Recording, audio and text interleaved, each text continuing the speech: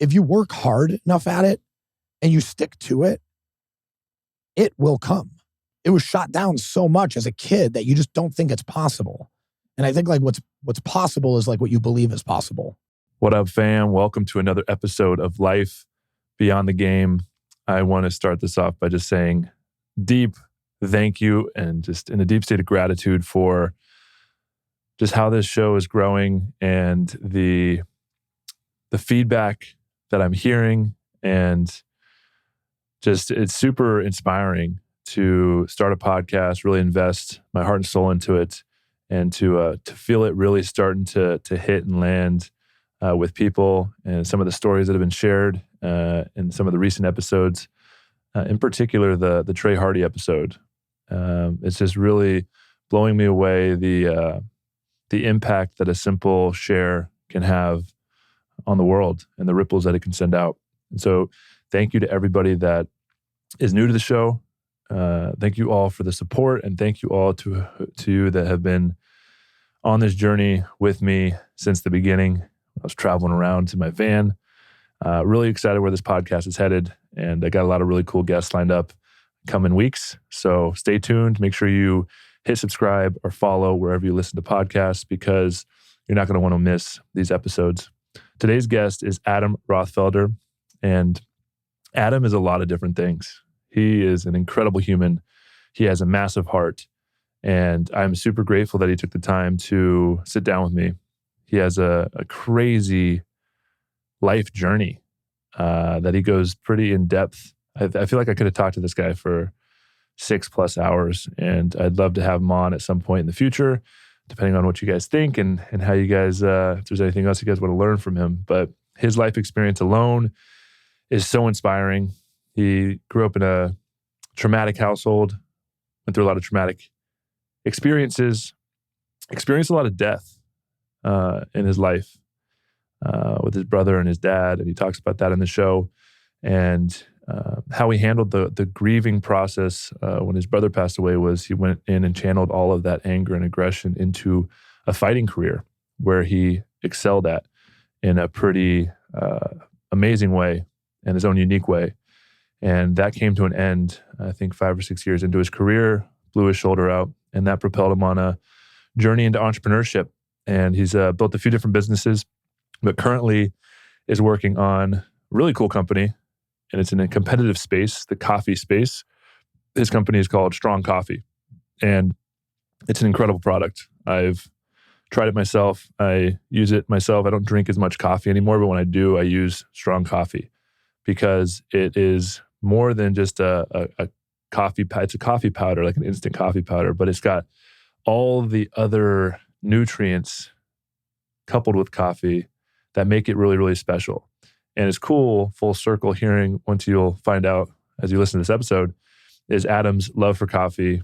As someone high energy, diagnosed with ADHD at a young age, didn't like the traditional pharmaceutical medications he was being given, and actually learned that coffee can act as that natural stimulant, and coupled with a couple different things like taurine and some other things he found out before that a lot of people knew, he was drinking coffee at a very young age. And so it's pretty fitting that he started a company and he goes into the wild journey of being an entrepreneur, and his company is scaling fast, and he's had to shift and move and pivot and go through a lot of challenges that he shares on the show as well. So there's a lot of value in this episode. Really, again, deeply grateful for everybody listening. If something in this podcast resonates with you deeply, or somebody pops into your awareness that you want to share this with, or you think would be inspired by listening to the words that we share here today, go ahead and share this episode with them. And let's try to get this out to as many people as possible. If you feel called to support the podcast, the best way to do that is to leave a 5-star review. And yeah, don't forget to follow and subscribe so you don't miss an episode. Before we jump in, I want to share how excited I am about the Heart Collective. I've been working on building community and really facilitating transformational experiences for people to connect deeper with themselves, with nature, and with community. I've been facilitating these wilderness expeditions out in Utah, a whitewater rafting expedition. And what I'm doing this year is I'm launching a community that is using these wilderness expeditions as a rite of passage or an initiation into a different type of community. It's not just an entrepreneurs club. It's not just business mastermind. We're really focusing on laying the foundation for 3 foundational pillars: spiritual, personal, and professional. And we found that, in my life, I want to surround myself with really incredible high impact change makers who are using their visions, their creations, and their ability to lead, using those tools and those abilities to facilitate real change in the world. And also deeply connected to their hearts, deeply connected to nature, and deeply connected to the reasons why we need to show up and help support this great awakening that's taking place. I have a really incredible network that I've been really bringing together over the last couple of years, and the way this community is taking shape is blowing me away.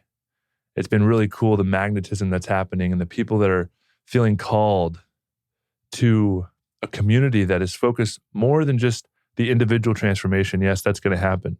We're all going to be transformed out on the river. Everybody that participates, we're going to be expanded in ways that we can't even comprehend. We're going to feel deeply connected to community and to nature and to ourselves. But what's cool about this community is we're laying the foundation for something that's going to have a real impact in the world. Imagine 40 high impact, influential change makers coming together, focused on a collective intention of changing the world and being able to leverage the collective resources, impact, influence, leadership from a group of heart-centered entrepreneurs, leaders, visionaries, using that collective energy for greater good in the world. I couldn't be more excited. I'm like literally vibrating right now. If you feel the call in your heart, even if you don't know why or what or how, you can go to the link in the show notes, send in an application, or you can reach out to me directly on Instagram, send an email, or check out our website at theheartcollective.com to learn more. Look forward to hearing from you. Without further ado, I hope you enjoy this episode with Adam Vonrothfelder. How you doing, bro? Thanks for moving our bodies earlier, man. I can tell you know what you're doing. I mean, you've had a lifetime of training experience, right? Yeah. Well, thank you for having me out, one. And 2, yeah, it felt good. Making the hour drive, definitely getting out of the car and starting with a little collie, which is what we were doing. Felt great. It's always kind of connecting the left and right brain whenever I can. Yeah, those are the sticks. Yes, ratons. Ratons. Yes. Ratons. When did you start using those?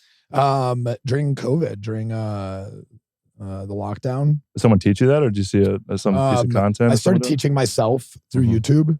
And then when I spent a year back home in Wisconsin helping out my family during the second half of the lockdown, COVID, it was a friend of mine, Benjamin Soto, who really good writer, like I don't want to call him a hobbyist filmmaker, as he's trying to like make it like his profession, but he's inching towards, and his specialty is like fight choreography. Mm-hmm. And a lot of fight choreography we see today is Kali being utilized with different weapons in their hands. But Kali can be a pen in your hand, or a knife, or a pool stick, or a twig. So, and like Jason Bourne, when there's all that quick hand chop, block, stab, chop, block, stab kind of stuff, that's all Kali. And I've always wanted to do stunts, and I've gotten my chance to be in a Hollywood movie and act and do stunts, and I'm like, well, if I want to do a martial art, I want to do one that's challenging, that really makes me use my left and right side, but one that also might come in some point in my life, when I get that next chance to get on the silver screen. And is that still a dream of yours? Yeah, man, for sure. I mean, I think that seeing the genres kind of develop. Action heroes can be in their late 50s, right? Liam Neeson and things like that. Yeah. So what does it look like to have a dream of becoming an actor? You've done that, you have acting experience, but is it something you actively have to pursue, or do you wait for a call? Do you have an agent? How does that work? Yeah, I have an agent, and I still get calls. Like I have at least, one audition a month that still comes my way. I don't actively pursue it because it's a dream, right? In a certain way. It's like something that motivates my spirit in a certain way to do something outside of the norm. It's hard to explain, but it's like not giving up on your childhood. Right. So it was a childhood dream. Yeah, it was to become an actor. Yeah, it was a childhood dream to be not just an actor, but an action star. An action star. Yeah.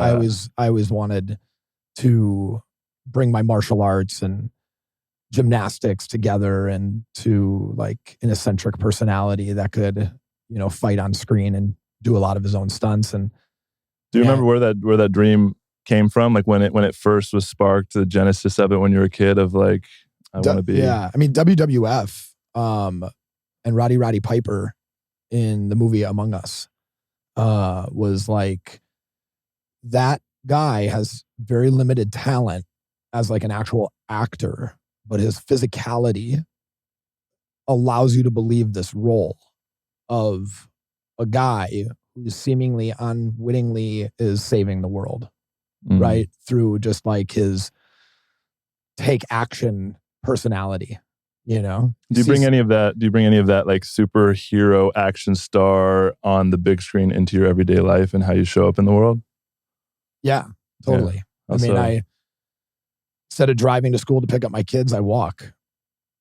How far is that? I mean, it's only a mile, but like you get a surprise look from the teacher when you tell them that you walk to school to pick up your kid, or it's like my kid tells me they're tired and I throw them on my back for 2 miles and, finish the hike. You're just someone that has so much energy that you just constantly going. Totally. And I mean, at any time too, like you'll catch me doing something unusual, like martial arts related, or, I'll start jumping and doing something. I play on a slack line and, I love practicing martial arts on a slack line. Like I move my collie sticks while I'm walking a tightrope, or whatever. But I mean, I think like the hero that's inside of me is just like the person that's like the real hero side of me is just the persistence. It's almost, funny enough, 6 years ago, something like that, I got to be Batman in Justice League 2, the number one selling video game for like a comic book based platform video game. What do you mean you're in the video game? As yeah. Like I was Bruce Wayne and Batman, so that it was my face and all these different things. That's dope. Yeah, cool. And what's interesting is that Batman's like one of the he's one of the coolest heroes out there because he doesn't really have powers, right? But like what he does have is like a relentless pursuit of doing what's right and using whatever creative skills and tools that he has at his disposal, including the ability to make friends. And those friends are sometimes more powerful than the hero himself, and I feel that big time, man. So I feel like I've always kind of been the Bruce Wayne of my friends, the Batman of my friends of sorts, where it's like, I have friends that made it to like the real stage of the NFL, the NBA, the movie stars, whatever. And yet they still look to me for this advice. And that's like what Batman always was. He was like advice, and he was the detective, and he was the guy that figured things out for people. So, is that a role that you had? Like, where did that come from? Is that something you had when you were younger, that you had to play that role of like kind of having it together and people coming to you for advice? Yeah. I mean, I was the baby of the family, but I certainly was the strong baby. I'd protect my sister. My dad was a little aggressive and assertive, and, I would draw the attention away. I would do whatever I had to do to make sure that, like the target was on me. So was he abusive to your sister specifically, or to me and to my sister and to like really anybody that was in his way at the time when he just kind of lost it? And, not to say that my dad was a bad person, but he didn't know how to handle his triggers. triggers. Yeah. And wasn't raised properly himself. I don't fault him for it, but I know what I had to be when I had to be it. Mm-hmm. And getting older, at the age of 12, my family adopted a paralyzed kid. And, 25 years later, he's still my brother. And, I love him, but I had to be, in many ways, like a hero for him to be there, like doing his cares at 12, 13 years old, like carrying him up the stairs, down the stairs. Was he just like completely paralyzed? Paralyzed from his armpits down. Armpits down? Yeah. And what was the story of adopting him specifically? My mom was a nurse at Children's Hospital, and he had no family. He was a drug addict baby. His spine was broken during birth. It was a really sad story, and he sat in the hospital for a year with no family, no visitors, nothing. He had a flat spot on the back of his head and no hair from sitting in the bed so much. He was just never even held. And I would my dad would always go pick up my mom when she would work like a later shift because he didn't want her driving. And since I was the baby of the family, I would drive with, and I'd go run up and get my mom. And I was always allowed to grab like a bag of popcorn in the lobby. And then I'd run up to the 4th floor and I'd be like, have you seen Marilyn? They'd show me where she was. And she'd usually be in Danye's room, my brother, now brother. And she'd be like, hey, play with Danye while I finish my charts. And I'd sit upstairs for 15, 20 minutes and play with him while she would do her charting. What does playing with him look like? I was 12, I was, Hot Wheels car, and stuff like that, or like making funny faces at him or tickling his neck, and he's a baby at this point, like 1, just 2 a little years baby. old. Yeah. I just, and like whatever I could. I never really had been around a baby because I was the baby, and everybody else in my family, like cousins, everybody included, I was the baby. I was the youngest out of everybody because my mom was the youngest, and then I was the youngest of her children, so like my next cousins were like 3 years, 4 years older than me. So one day my mom, at dinner asked us if it was okay, and to adopt him. And we all were like, yeah, if it's going to help this kid out. What was the energy of the family? Like, was it just an instant like that, or what was going on in your internal world? Was there I think I was excited because I didn't understand at the time, the ramifications of like what was about to happen totally, because, I basically went from being, the baby of the family and something that, they have 4 kids. My brother is a troublemaker. My sister Heidi is like the general, super hardworking, organized. Gretchen, the next one is, kind of a mix between my middle sister and, my older brother. And then there's me, almost like watching the ones doing wrong do wrong and the ones doing right do right, and me acknowledging what is of what, and like figuring out who I'm going to be based off of these people and the actions they're taking and where it's leading them. Where's the you have four kids in your family? What are the ages difference? So you're 12 years old at this time. What is the age disparity between your family?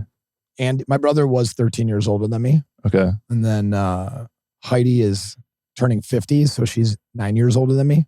And then my other sister is 2 years older than me. Okay. So they're... and you just learned they're like all so different? Yeah, all so different. My brother was, troublemaker, drinking drugs.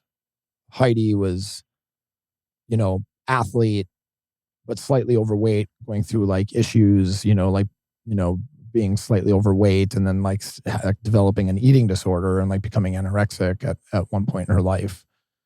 Trying to lose that weight, and then my sister Gretchen, had, minor learning disabilities, like dyslexia and stuff that just weren't acknowledged, at the time, or, found out, and struggled through school. But, both my sisters turned out to be like incredible nurses, just like my mom. At one time I was in college to be a nurse, and I was a certified nursing assistant, a CNA, at a hospital for almost a year in a kidney transplant unit. I've put too many bodies in body bags and taken care of too many people missing limbs and all this crazy stuff. How old were you during that year? I was 19. Damn.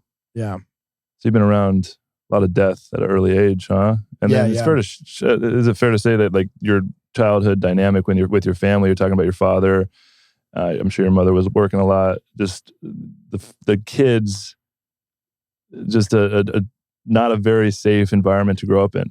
I mean, we all looked out for each other. It's like my brother was the only one that could hurt me.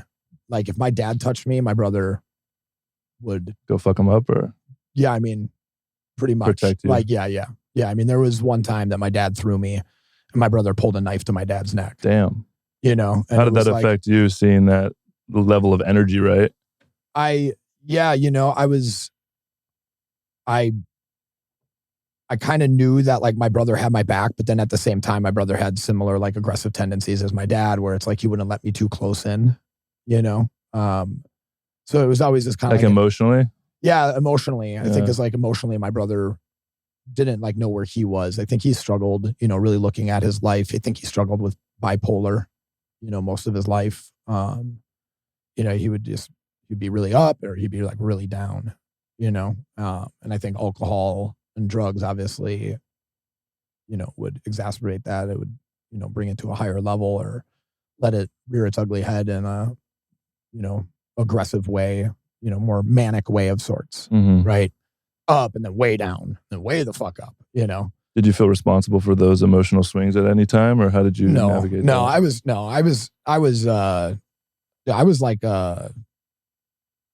I was a super easygoing, like I was voted like class clown.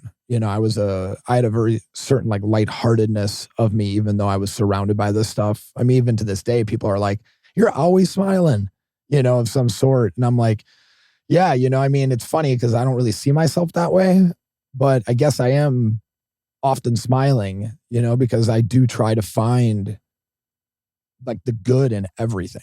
I mean, I really do, even the worst fucking situations. And I've been around the worst situations. I mean, I lost my brother to a drug overdose when I was 22 years old. I mean, he died in my fucking bedroom. It's like, you tell me you're having a bad day. Let me hear it. Okay. That sounds like not a bad day, right? Especially when you've been through it in the way you have. When you've been through it, what is your scale of bad? Like, what is your scale of how scary was that? Like, have you actually ever woken up, like on the floor in your own fucking, drool, like almost died yourself? Like, people almost died. It's like, man, you came close to getting hit by a car, but you didn't even get bumped by the car. So like really the proximity of death was feet, but you're like feet from death all the time. So there's this like over exaggeration in today's society all too often about how bad something is. Right. And I try to see it as not being happening to me, but happening for me. When did you have a moment where that shifted? Because I feel like the biggest awakening that we all need to go through, the first initial awakening, is going from that victim consciousness into the creator consciousness, which is taking responsibility for your life. Was there a moment when you're like, okay, life is not happening to me, but now I'm understanding it's happening for me? Or was that something you've always kind of had in your essence as a kid? I was the kid that would like stay up late and watch Bruce Lee movies. And I loved like the TV show, like Kung Fu, The Legend Continues. So I was kind of surrounded by a bunch of like Confucius and Taoism type statements at like a young age.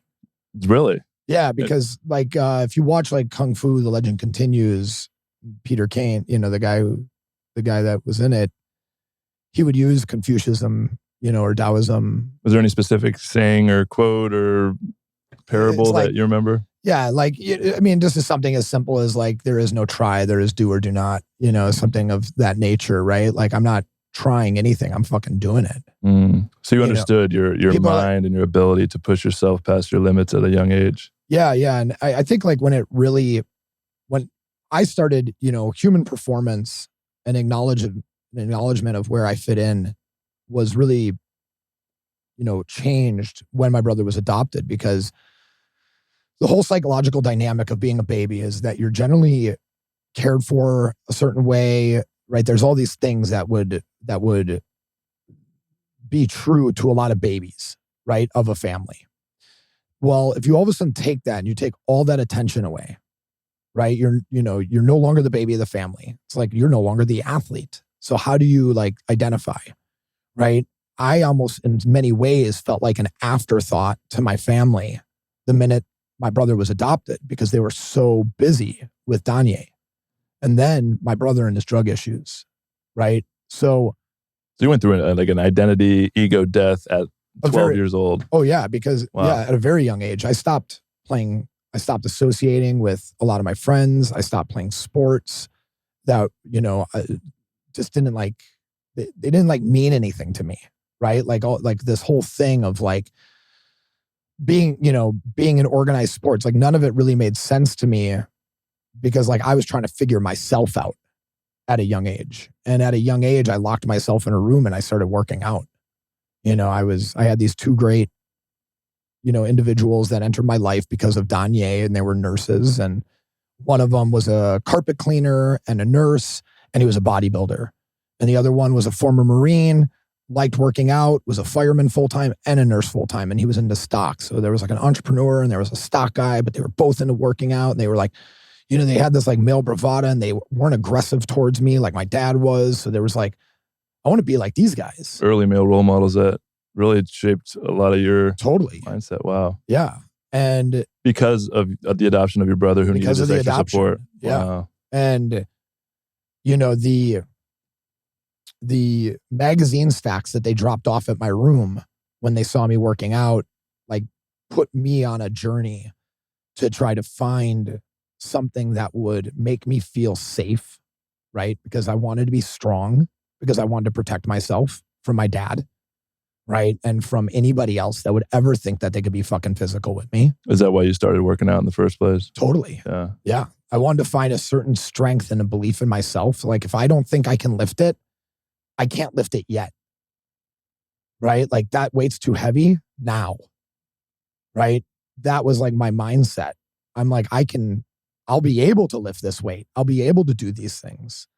And I started doing that. And all of a sudden, I started getting muscles, and I started like developing as an athlete. And then I started realizing that I wanted to play sports again, but not because I wanted to win, but because I wanted to see what I personally could do. Like it was never about like the victory, even though loss never felt good. It was about like, what was I personally capable of doing? Because I was told by, my like people that love me the most that like, don't waste my time with that, or don't do this, or don't do that, and ultimately I've always been out to not just prove myself right, but in some way prove others wrong. Mm. And, not that that's always a healthy thing, but at least it gets you on the road to finding like the real why of why you're doing it. Mm. Have you found that real why yet? Not at the age of 12, but let's take us on the journey. So 12 years old, you start really focusing. I'm gonna build my body up. I want to protect myself. I'm starting to understand, have these male role models that I'm really learning from, looking up to. I have a vision of wanting to do something with my life. What is that thing, and where does that journey take you? Yeah. I mean, at that time at 12, 13, it was the weights. I started working out. I had a paper route. I hired a personal trainer by the age of 13. He was an Olympic weightlifting coach at the Olympic Training Center, the Pettit National Ice Center. He trained Bonnie Blair and Dan Jensen. You hired a personal trainer at the age of 13? Yeah. What did your parents do? Your mom's a nurse. Was your family well off to be able to afford that? Not at all. I paid for it myself. So you had your paper route to make money so that you could get a trainer? Yeah. Wow. Yeah. Amazing. And it was around Christmas time that I made $800 in like 1 week selling calendars. It was like how you could get tipped annually from like your paper route. You'd like give them a calendar that the Journal Sentinel would give you for nothing. And then you would give it to them. You'd be like, hi, I'm your paper boy, Adam Vonrothfelder. You may not know me. I live in the red house, down the street. I've been delivering your paper for the last year. This calendar is to say thank you. And they'd be like, oh my God, thank you. And they give me like $20 or $5 or $1, $0, like whatever. And I just do that from house to house for 300 houses. And you made $800. Made $800. Yeah, dude. And I took that $800 and I went and spent it on a trainer.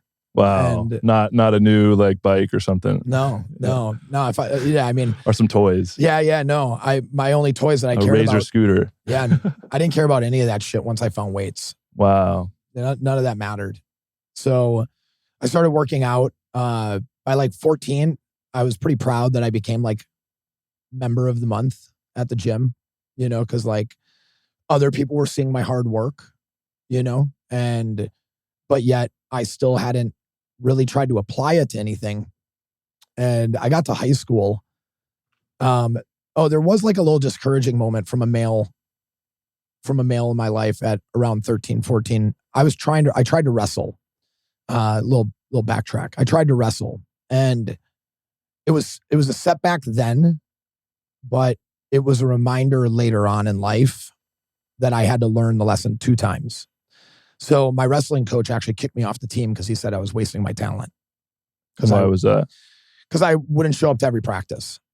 And was it because of an attitude thing, or was it because you had other responsibilities or things you were doing? It was I don't know. I used to get headaches, and I think they were stress related. Because of everything going on at home and all the stuff that you're dealing with. Totally.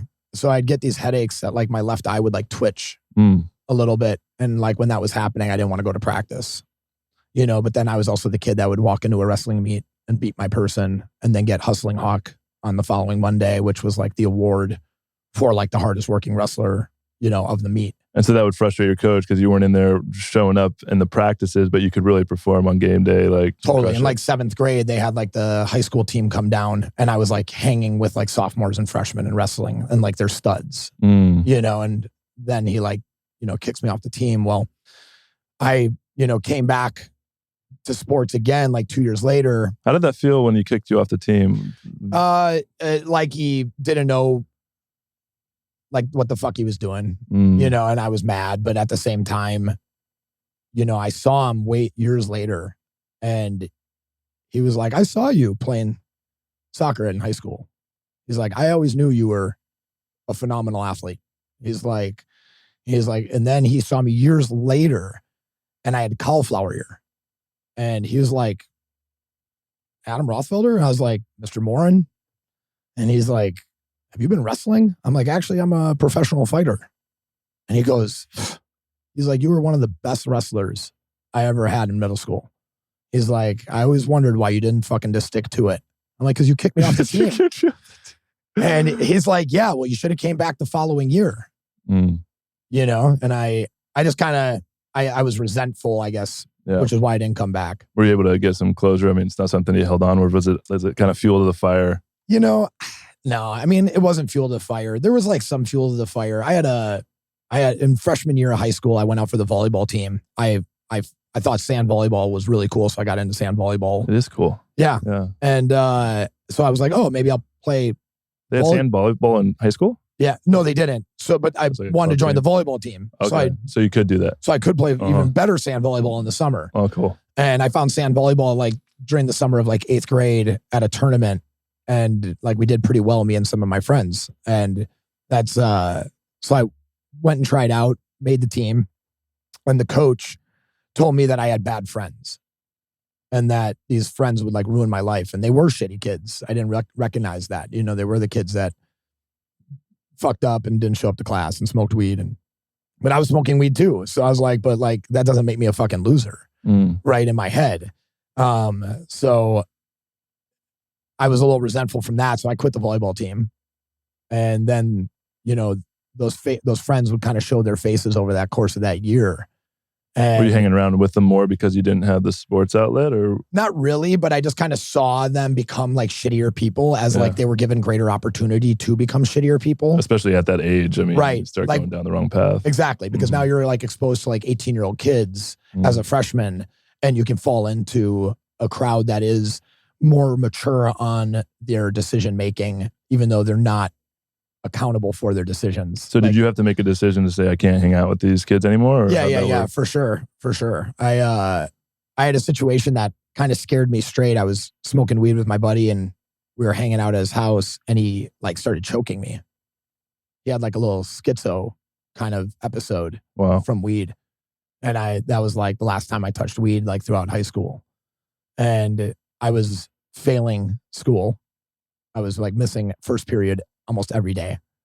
And I had to repeat freshman biology as a sophomore. I felt like a fucking idiot. And I did not like that feeling.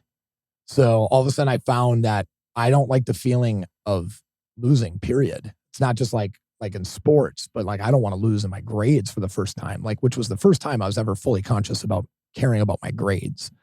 It was like, I always could just skate by with like C's and B's, A in art, A in gym, A in, But you keep moving forward. When you had to go back and take it, you're like, wait, this is a thing that can happen? This is a thing that can happen. Like you could fucking fail. And the next year I was on the honor roll. Wow. And I graduated on the honor roll. Wow. And what was the biggest shift? Because this is definitely one of those moments where you're, instead of, playing the victim, you're like, okay, I have to change this. There's something in my life I have to change. What were those things that you changed, and how did your mindset shift to focus on that? I was prescribed Adderall pretty young. And because of my health conscious, so to fully understand why I was smoking weed, I was trying to very early on self-medicate. So I didn't like Ritalin and Adderall, and I was on it since second grade. And each time that I would come off of it, I would start to fail in school. So I was like stuck on it. My freshman year, I said, fuck that. And I started smoking weed, and I felt that it helped me, but I didn't like turn on until like 10 a.m. Between like 10 a.m. and 3, I was an A student. But early in the mornings, my brain just wouldn't fucking work. And that's actually when I started drinking coffee. When you were 13? When I was 14 years old. Yeah. Wow. Going into high school. Wow. Right. And I started drinking coffee. I had the paper out. I'd pick up a coffee at the gas station. My dad would drop me off at the weight room at 6 a.m. And I would go hit weights from 6 to 7:30, and class would start at 7:30. So did you intuitively go to coffee, or did you read it somewhere? I read it in one of those magazines, man. There was a study about putting L-theanine in coffee and raising serotonin and dopamine and balancing the neurochemistry and the positive effects that it had on it. They weren't yet calling it a nootropic, right? That combination, but that was like the early conversation of cognitive supplements, right? And these cognitive combinations that they were talking about very, very, very early on. Wow. And you noticed a difference when you started using it? Yeah, for sure. I mean, I all of a sudden, like my first periods, I was super alert. I was ready to roll. I felt great in the afternoon, just naturally through eating food and being active and drinking water and being engaged. And soccer practice would come and it would wear off, and I would be an animal on the field, and that was like, I never felt better. My appetite was back. So I was eating. I went from 99 pounds as a freshman to 140 as a sophomore. Wow. Yeah, I was prescribed Adderall as well and diagnosed with ADHD. And when I was taking it, like, definitely don't eat as much. It's just like, because you're always revving. Yeah, you're revving way too fucking high. Yeah. And so I mean, the weight room was, early on in my life, trying to cut out those things, trying to be as natural as possible. And like through that discovery came like juggling, teaching myself how to juggle. Like I would literally have to sit there and juggle with my left hand and my right hand and have like 2 balls in each hand while I was watching TV. Is this because you're just overactive? Because I was so active energy. I would like sit there and juggle while I was like sitting on the floor, which I was always a floor sitter. Like I didn't like the couch. My legs always felt weird, like sitting like that. I was always just like, I have some, weird tendencies. Like I don't like shit touching my ankles. Like I can't wear anything higher than an ankle sock. Where does that come from? Yeah, I don't know. I mean, soccer was like awful for me in that sense. The minute the game was over, I'd be the first kid like ripping their fucking socks and shin guards off. Like in between halftime, I'd take my shoes and socks off. My coach would always be like, "What the fuck are you doing?" I'm like, I got 15 minutes. Like I need to breathe. I need to breathe, man. These babies need to breathe. Is that still something you have? Yeah. Because I think it's just because like when you're ADHD, you just have a hyper awareness to a lot of things. So if I can limit the stimulation in certain areas, it allows me to focus on a higher level to what I really need to focus on. Yeah. Like I do my best work in like a really loose t-shirt and really loose shorts, like just like super, just like relaxed and comfortable. If I have like a shirt touching me, I have to like adjust a lot just because it takes your awareness into like feeling that on your body. Sticking to my armpits, like whatever it is. And that's just a distraction. And this is me younger that I'm trying to find what it is about me that how I need to work around my brain, because maybe my brain just doesn't work the same way as everybody else's. Yeah, it's fascinating how so many, like you as a kid, overactive, have a ton of energy, and then you get diagnosed with ADHD. We need to get him on medication because he's just bouncing off the walls. And me just sitting here with you and hearing your stories and like all the things you're into, and it just seems like you're extremely gifted. And so it's fascinating in our culture and society that an extremely gifted kid with all this energy, awareness, and just all the stuff you're learning at such a young age. Like I didn't get into the stuff you're talking about until I was like in my mid-20s. Yeah. And so it's really fascinating that we put these labels on kids and then we force all this stuff on them. And then you had the intuition to not just take the story that you're being labeled, but try different things to really find yourself and find what works for you and, find success in that. I just really think it's fascinating that we do that to kids instead of giving them an environment where they can really excel. Because if you were given an environment, not necessarily maybe public school or whatever, and we had different types of opportunities for a kid like yourself in being able to learn and apply that energy into something constructive, I mean, there's no telling how many more kids would find success and not become like burnouts or go down a bad path.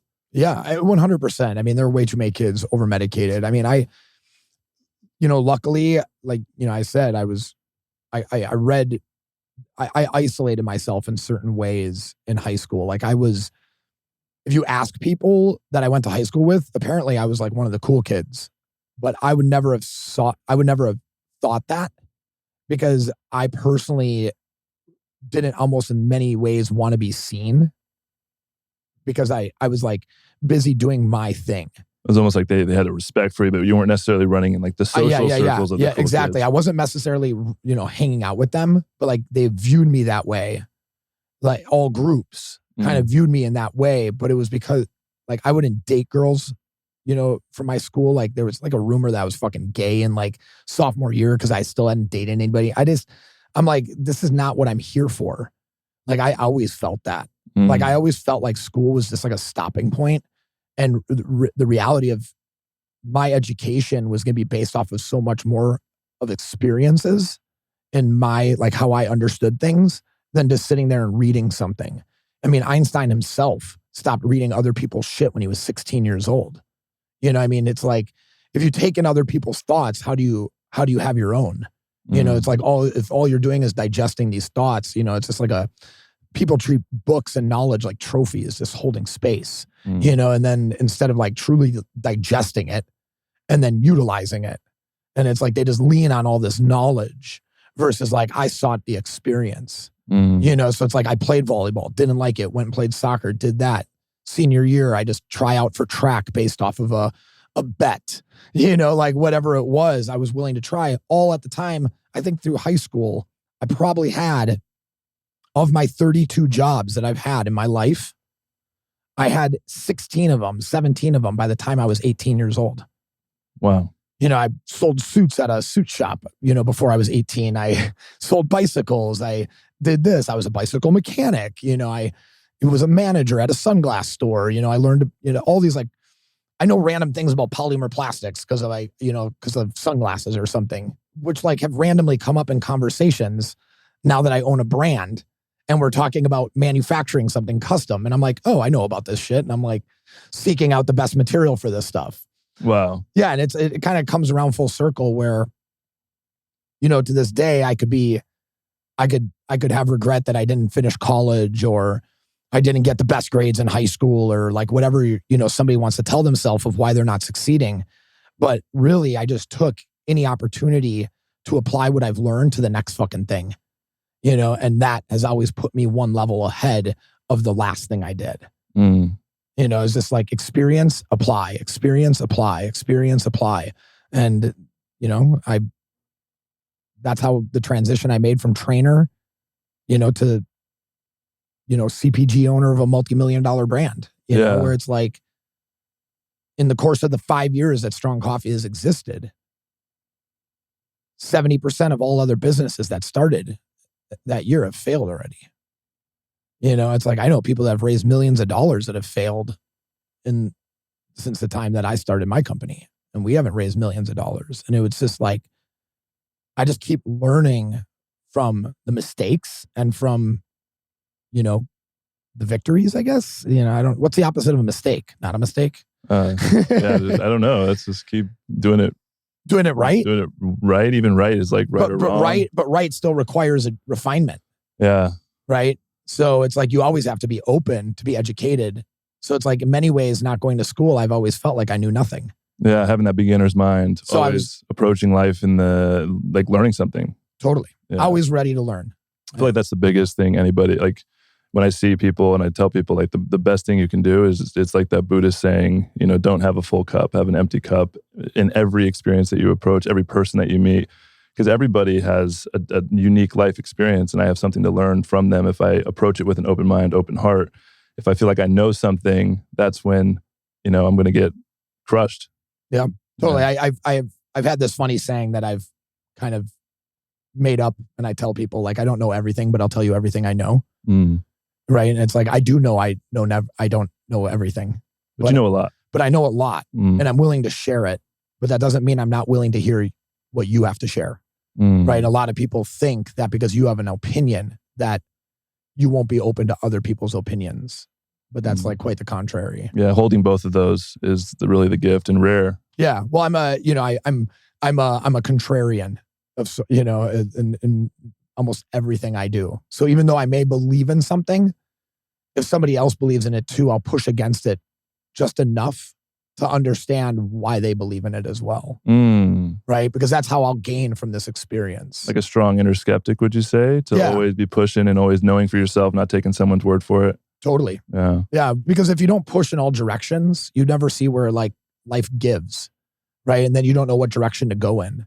And a lot of people, they just kind of keep pushing in all these directions and they keep trying to like move multiple things up a hill. But what you realize is that you can only really get one cart to the top at a time. And I feel like a lot of people are attached to a societal program of what success looks like, and they're doing it for the wrong reasons. Like, right, for business, I'm doing a business so I can make a lot of money and have a big exit. Seems like you're doing it for different reasons, which is a different why, which is what keeps you going and not being able to handle failure better than most because you're able to do it and hang on to that deeper why. Yeah. Yeah. I mean, it's funny, my whys have been very simple that have gotten me here in a lot of ways. I've wanted to help people, right? That's the why. I want to help. Another why is why I do what I do. I don't want to do anything that requires pants and a shirt, right? Like, that's not who I am. I don't ever want to show up in a dress code. Like, you're not going to catch me in that position ever, right? There are just comforts and things that I saw within my life that I wanted to make sure I could hold on to. And that was my why. It wasn't driving a Ferrari. It's not having $100 million, right? It's having freedom to create and to be in a place of abundance. I had a conversation with a friend, and he is struggling in his position, has a great career. He works for someone else though, right? And he's, a top marketing guy. And we were talking about this conversation about how we're always hanging around with people that have so much money. And it's, it's not our money, right? And money becomes like binary to them. Like, they don't even, they're just talking about losing like spending like $100,000 on an oven or whatever it is, for their house. Yeah. And you're like in your head, like, I can't even spend $100,000 on my life, let alone an oven. And so you get in this position where you spend more time thinking about the money you don't have or trying to make money than figuring out what it is that what is it that you would do with it or why or how, right? So it's like, what is the number? And we were like talking about, is it like 3 million? Like 3 million, would that give you like the mental freedom to just create and be abundant and to like stop thinking about, I got to do something. I got to do something, right? People are like, I got to do something.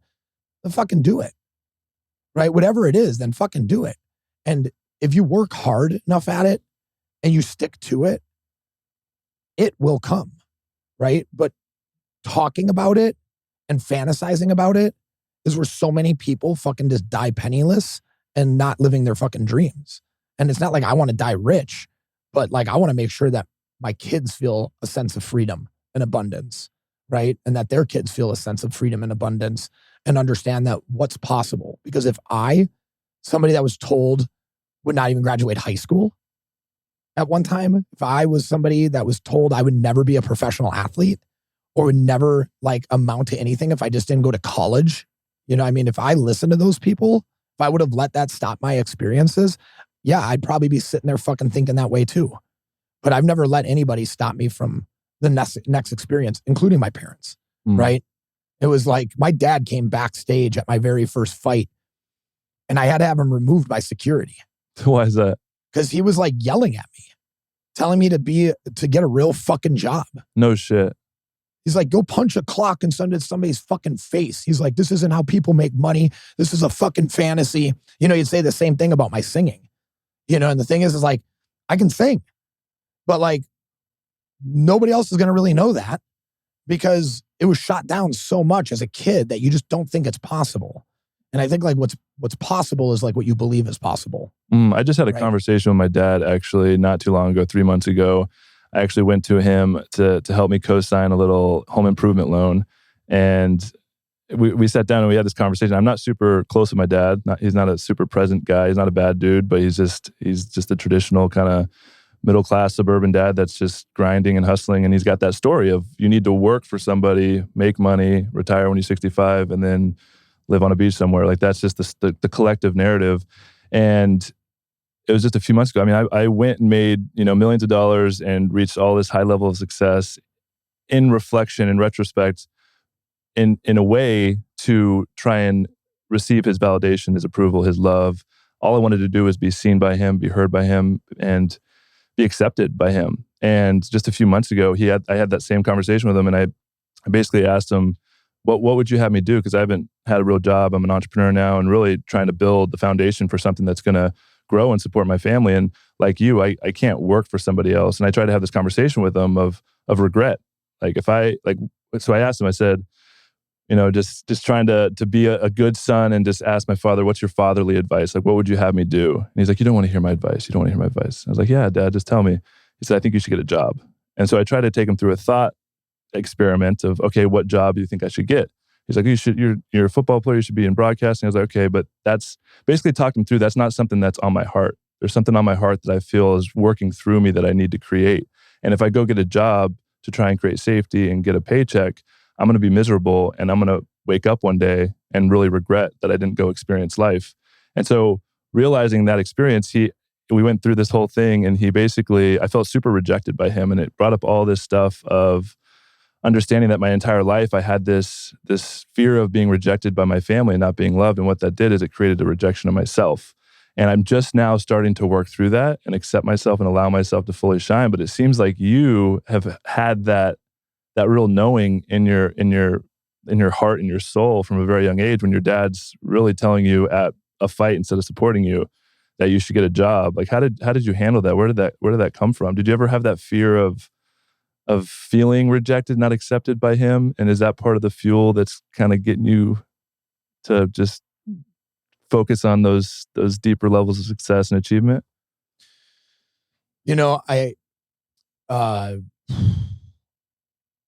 When my brother died, I was 22 years old, and I had every possibility in the world.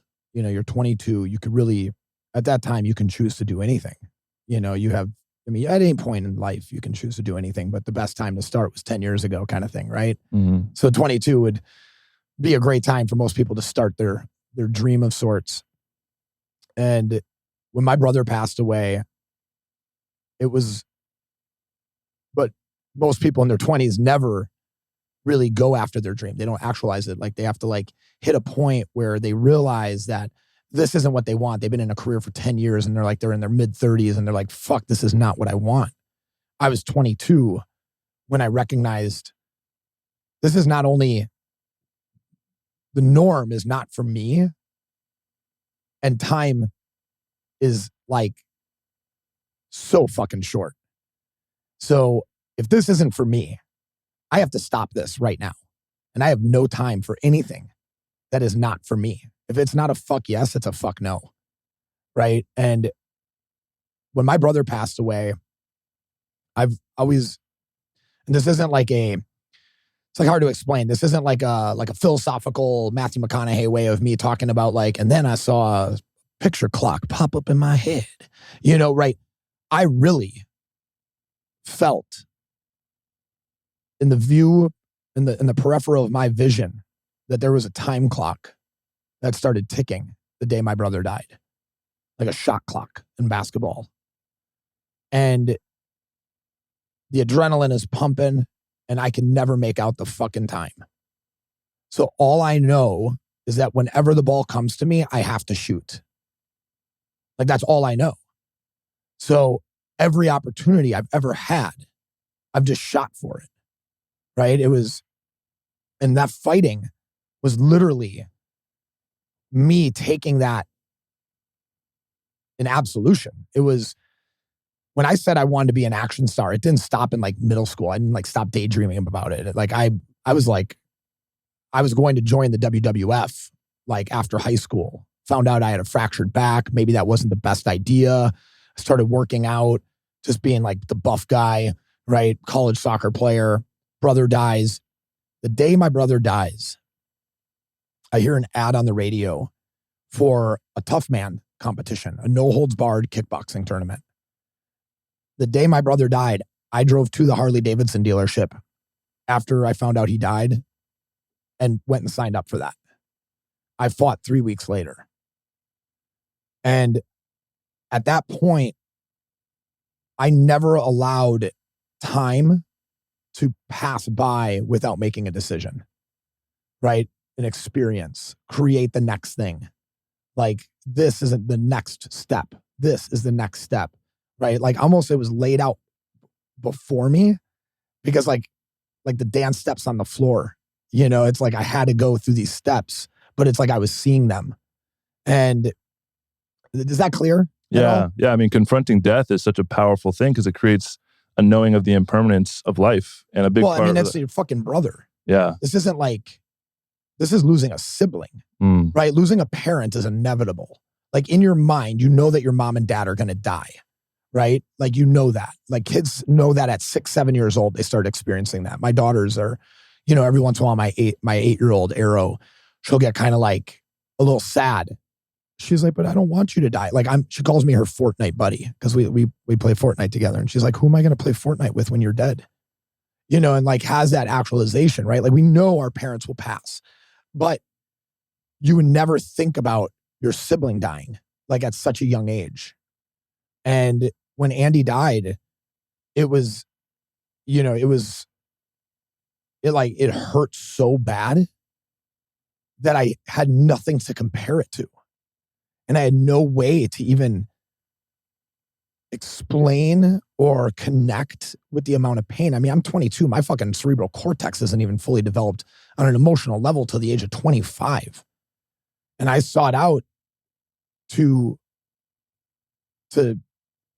do something that I said I was going to do at a young age because I recognized at that exact moment that if I don't do it now, I could be dead tomorrow. Right? Like that was how I lived every decision. I mean, and that good and bad, hey, sure. Why not pop a couple ecstasy and fucking party tonight? It's like tomorrow's not guaranteed. It's like, it's not like I was ever unhealthy with things like that, but I would definitely not pass by the experience to party with some cool people. Right. But at the same time, I would be up at 5 a.m. working out, and committing to like what it was I committed to. Less than a year and a half after I fought that first fight, I was a professional fighter getting paid to fight. I was being trained by one of the top coaches in the world. I moved up to Minnesota, signed a contract, like started doing the damn thing. And it was just, that wasn't necessarily what I wanted, but it was the next step. Would you say that's an outlet for you to process this immense amount of grief that you just really didn't know how to process? Oh, for sure. For sure. I mean, if I wasn't going to feel the pain that I knew I was feeling, like because I wasn't feeling it, but I knew what pain I should be feeling because of like what I was going through. What was that like? Would it feel like a void? What was the energy like? Did you actually go through any process felt like of I deep wanted- grieving and crying, or was it mostly this anger, rage channeled into your fighting? I blame myself a lot for my brother's death.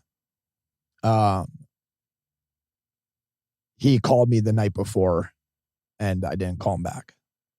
And I just didn't feel like in many ways that, maybe I shouldn't be here either.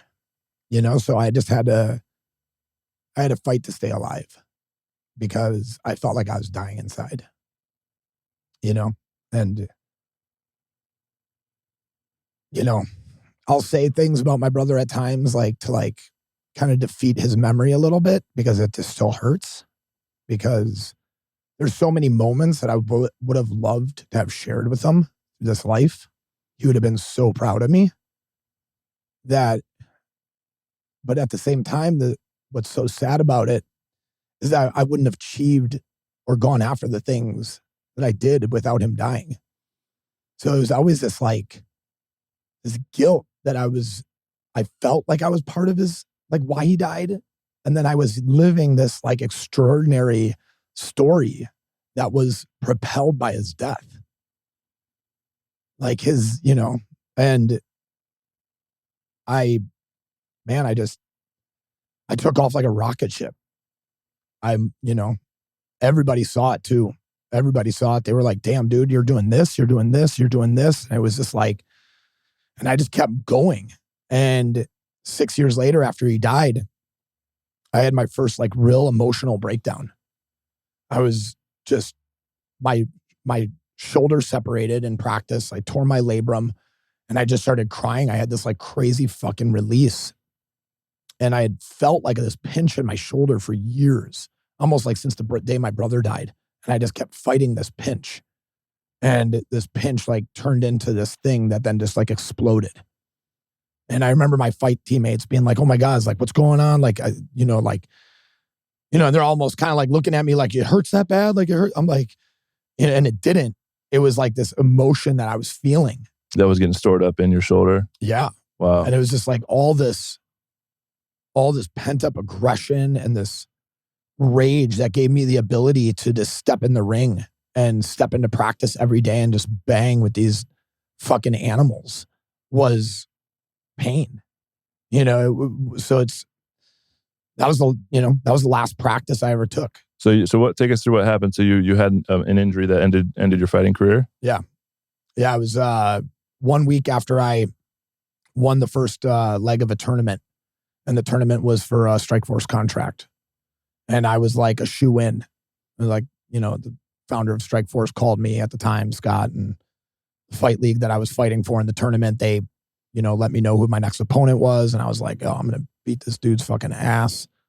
Like, I was a different type of person. I looked like a bodybuilder in there, but moved like a fucking cat. At the time, I had a 39-inch vertical. I could pull 600 pounds off the ground. I had a 400-pound bench press. I wasn't, and I fought at 185. There was nobody at 185 that moved or was as strong as me. I may not have had the skill, but like at the highest level, but I was going to win. During that journey, did you develop a dream of taking that fighting career to somewhere like UFC? Yeah. World champion? The delusion kicked in for sure, but like wasn't really the course, but the delusion was there. Mm-hmm. I was getting paid to fight. I was everybody's fighter friend. I was, getting sent all this free shit all the fucking time. I had cool sponsors. I was living in a house for free with my sponsor. Mm-hmm. I had all these things that like would say like, yeah, you're taking the next steps. But what I realized is that very quickly upon hurting myself that, so I went to practice only 3 days after a fight, which you really shouldn't. And I suplexed somebody. I was getting Brett Rogers ready to fight. Who's he going to fight? Alistair Overeem. And I was literally begging Brett not to fight him. Cause like, I was like, dude, I'm like, your last fight, like you lost, this, that. And we were like just messing around in practice. And I went to hit him with a suplex. What's a suplex? So I did I did an arm drag. So I reached across with my right arm, grabbed his left elbow, pulled it across his body, got him to turn sideways to me. And then I hook him around his belt, get him up in the air, and then drop him over my left shoulder to put him on his back. Right. And Brett's like 265 pounds. And that's like the guys that I would bang with because I was kind of like too strong to like bang with the 170 guys, you know? So when that happened, Brett's arm somehow got behind my shoulder and all the pressure went like down, but my shoulder stayed up. So it just like separated like 6 inches. Wow. Yeah, it was pretty severe. And did you feel, when it popped, did you feel immediate emotional release from this energy that had been building from your brother's death? Yeah, for sure. I mean, it was like an electrical rush through my body. And were you like it jump started my heart in a weird way. Wow. Dude, I was very cold. I was a very cold person during this time. Sure. Like people would almost say I was robotic in ways. Yeah, I mean, like not showing any emotion because of this traumatic event and channeling all that rage, anger into your fighting career. And I just find it really fascinating that you had an awareness of this emotional building up in your shoulder, and then it pops, and then it seems like that was kind of a closing of a chapter. It 100%. I mean, it was definitely the bookend to that stage of my life. And I realized that there were some things that I really went astray on, right? I was put on this earth to help people, right?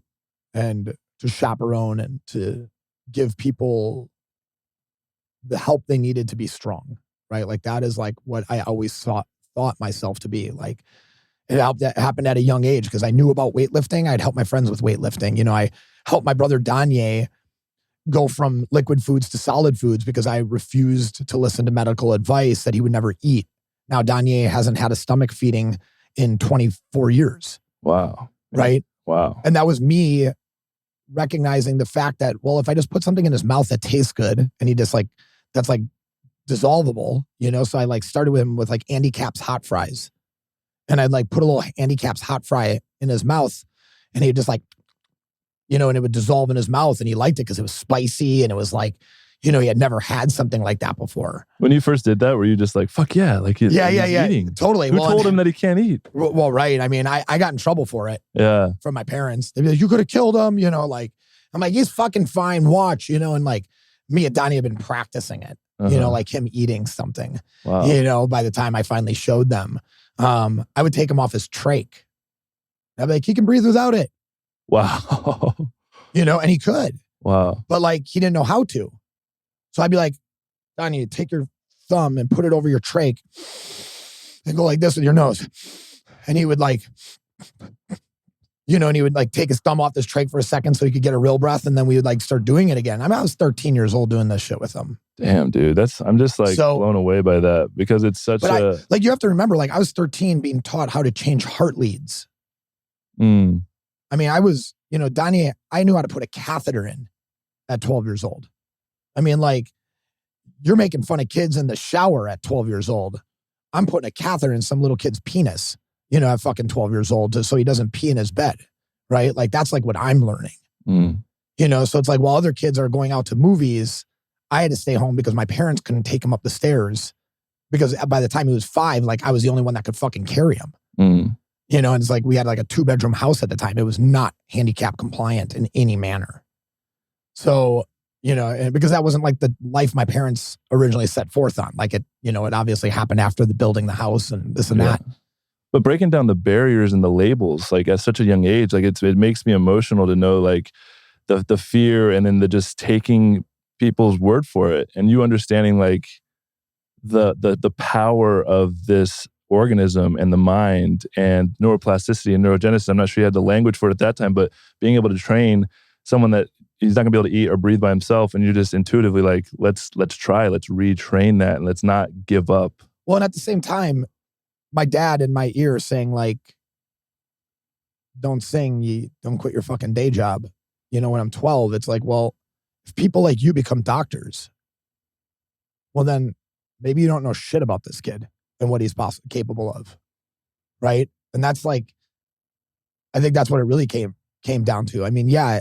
It's that contrarian energy. I believed in some of my knowledge of physiology, like based off of the magazines I'm fucking reading. It's not like I'm a, Doogie Howser, and this autodidactic genius, at the age of 12. But I had my, this contrarian inside of me with a base of knowledge and an understanding of like, well, he's not going to die if I take him off his trach for 30 seconds.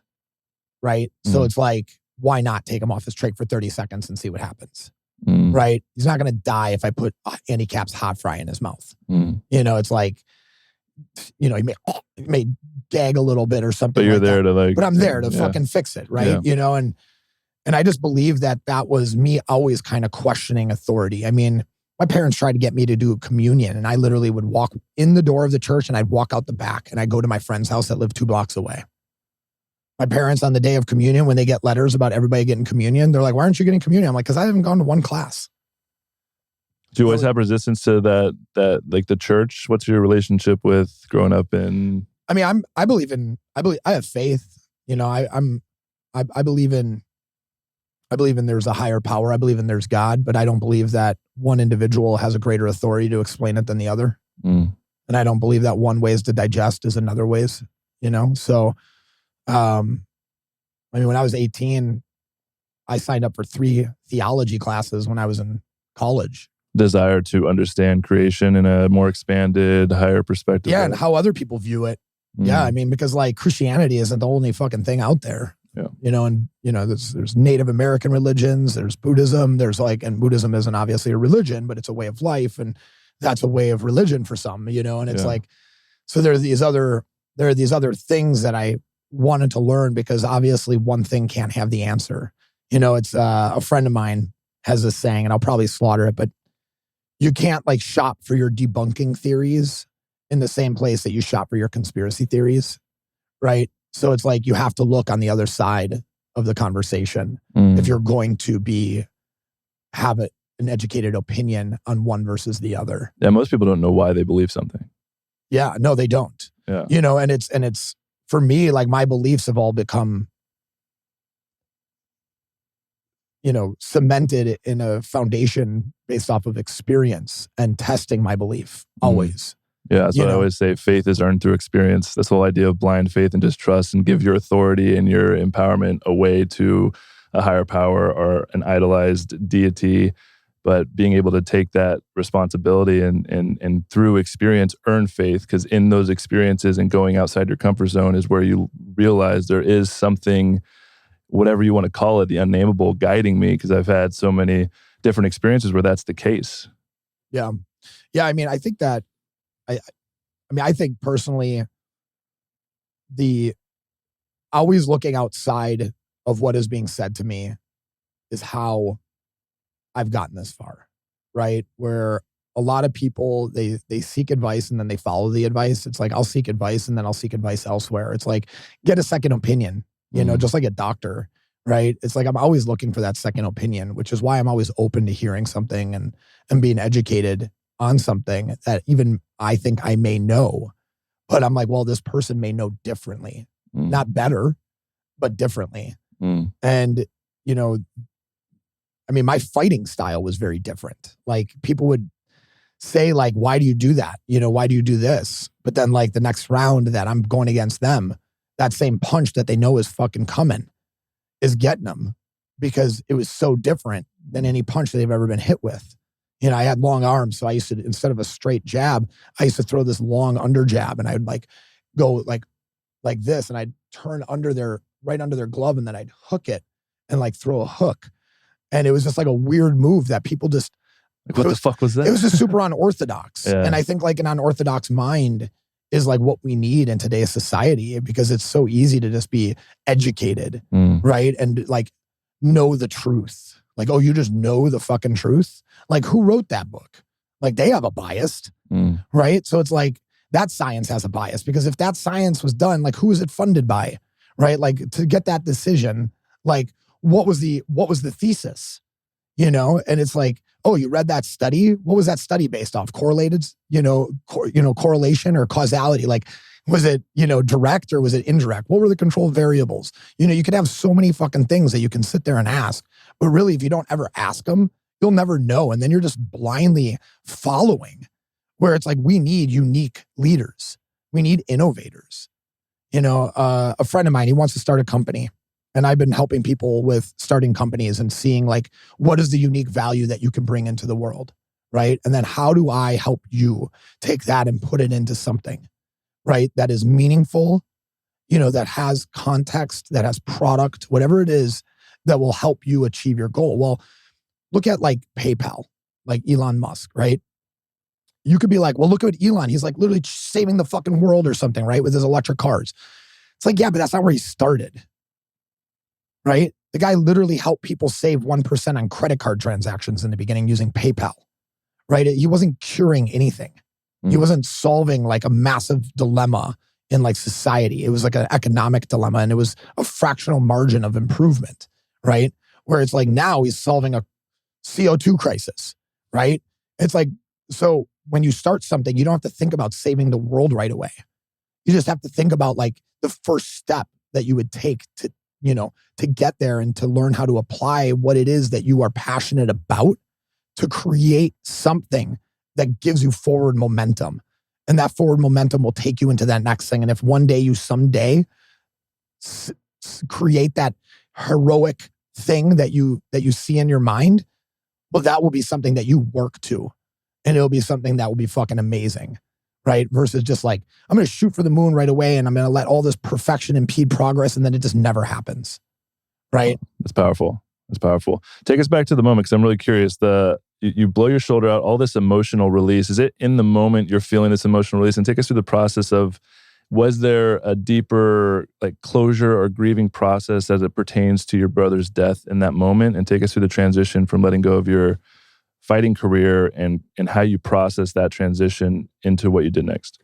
Yeah. So I separated my shoulder, and I remember being like, my career is over. Like I was just like I was super like vocal about it. And I'm like, I think I'm done. And I was sitting in the cafeteria at our gym with like 4 of the other fighters. And they're like, no, man. They're like, plenty of dudes like fucking separate their shoulder and this and that. Like, you'll be back, this and that. And I was like, okay, I don't know if I'll ever be back like the way I want to, but like, I'm going to try. Right. So I did try, because I also felt like I put so much time in, and I was so close to this thing that I didn't even actually totally want, but like had work towards. So at the time I reached out to Jay Schroeder, which if you know that name, great. If not, it was very popular in the NFL. Jay Schroeder created the ARP wave, and it was the technology that, created like Javon Curse and his like creative, crazy, like explosive capacity, or Adam Archuleta was Jay Schroeder's student. And what was the thing that he invented? It was an electrical impulse unit that like did a STEM machine? Way different than STEM, okay. But it was so high voltage that it would burn your shoulders. It would leave red burns on your shoulders. So you're putting patches on connected to a machine that does something that... It would kill certain movements in your body, so that instead of me using my delts to lift my arm, I learned how to use my rhomboid. So you're functionally like connecting with the right muscles in the right way. Neurological connections. Okay. Right. So I started remapping myself, and I got so into remapping myself that it was more like, what could I do on a human performance scale? Like what am I capable of? Like, what am I capable of? Wow. Like, I'm not just a fighter. Like, what am I actually physically capable of? And I started training with them. And that's like when I hit that 39-inch, 40-inch vertical. That's when I had this crazy deadlift. That's when I had this like crazy stuff. And I was like, okay, like this is a thing. I could train and start doing this. And to take myself more seriously, I moved to LA. I was like, I need to get rid of all these people in my life that see me as this hurt person. And I need to go to a new gym that they won't treat me like they know me, and I got to work my way up again. I think this is really powerful because, speaking to athletes, I intuitively, when I left the game, went on a road trip, and I knew intuitively I just needed to leave and change my environment and go somewhere else so that I wouldn't be viewed from this same story that I was in. 100%. I think it's really powerful for people listening to this. Like if you're going through a big transition or something, changing your environment is such a powerful thing because then it allows you to build a new foundation for who you are and fully let go of that identity of how people view you. 100%. I mean, I think if you seek change, you have to obviously look inside and outside, and that includes your environment, right? And how the perception of others can actually mold you, right? So it's like, instead of seeing myself as a fighter anymore, I saw myself as a performance athlete. And I was going to find my peak expression of that person inside of me without worrying about winning anything. So it's almost like a similar drive with all the energy that you had that you're putting into fighting, but a more expanded, higher purview of what is possible instead of being just one single thing. It's like, what am I capable of with my performance and my body, and how can I use it for accomplishing so much more than just fighting specifically? Yeah. And I mean, and that's mentally pushing myself to like ways that I never even imagined, like a 3-minute bench press. What does that mean? 3-minute rep? You'd put 85 pounds on the bar, which is nothing, right? Yeah. But you would have to do 1 rep in 3 minutes. So like you're just holding you'd break straight on your elbows. So you'd allow like a 1 degree bend, and then you had to go for 3 minutes. And on the 3rd minute, you would touch your chest and then go back up. And how is that challenging? So crazy. Wow. So the theory that Jay Schroeder gave me, like, opened my mind to fascia. And he wasn't really talking about fascia. He was talking about neurological adaptation, right? But I had an intuition based off of what just happened with my shoulder that trauma and other things are held within our fascia, right? So maybe even our explosive capacity and our athleticism is like intertwined within our fascia, not just like our muscles, not just like our nervous system, not our skeletal system, but this fine white material that connects our entire body together, from your fingertip to your fucking toe to your neck. Like everything is interconnected. Through the fascia. Through the fascia. Okay. Right? So I started playing with fascia-like movements. So I started getting into like Qigong, Tai Chi, looking at like these things that are talking about moving fascia and like the way fascia moves. And that's like how a Tai Chi master could like punch so hard and fast, is like developing this fascia. And it wasn't just neurological based. So is fascia, just take me through fascia real quick. So fascia it's just in every part of our body. Yeah, how would you describe it? It's the sheathing. It is the expansive ability and connection between mind, muscle, and all things within inside. Wow. Right? So when your fascia is highly developed, right, you are like an open circuit, like current flies through you, meaning that if you apply force at your feet, it will reach your shoulders within a ample second. It's just like so quick. So instead of like isolating and training and building muscle, now you're training the interconnection, like fabric of your entire interstitial body. Tissue. Wow. Right? So it's like it's fiber that runs within your muscle, right? And collagen is a big part of your fascia, right? And that gets into the conversation later on of why there's collagen in strong coffee. Mm-hmm. So Jay Schroeder opens me up to this thought process, and it's like, for anybody who's still an athlete or still wants to be, an exceptional athlete, this is like the rule of being, these are the ways that you become super fast, right? And everybody knows that the faster athlete wins, right? It's like, you can punch faster than the other guy, you'll win, right? Because that punch will get there quicker, right? Well, the way you move fast is by moving as fast as you can in practice. That's one way, but that's a good way to get hurt. 2, you move as slow as you can. Right? Or 3, you don't move at all. So it's extreme stillness, extreme speed, or extreme slow. Take us through that. Why is stillness and slowness? So stillness requires your nervous system to continue to fire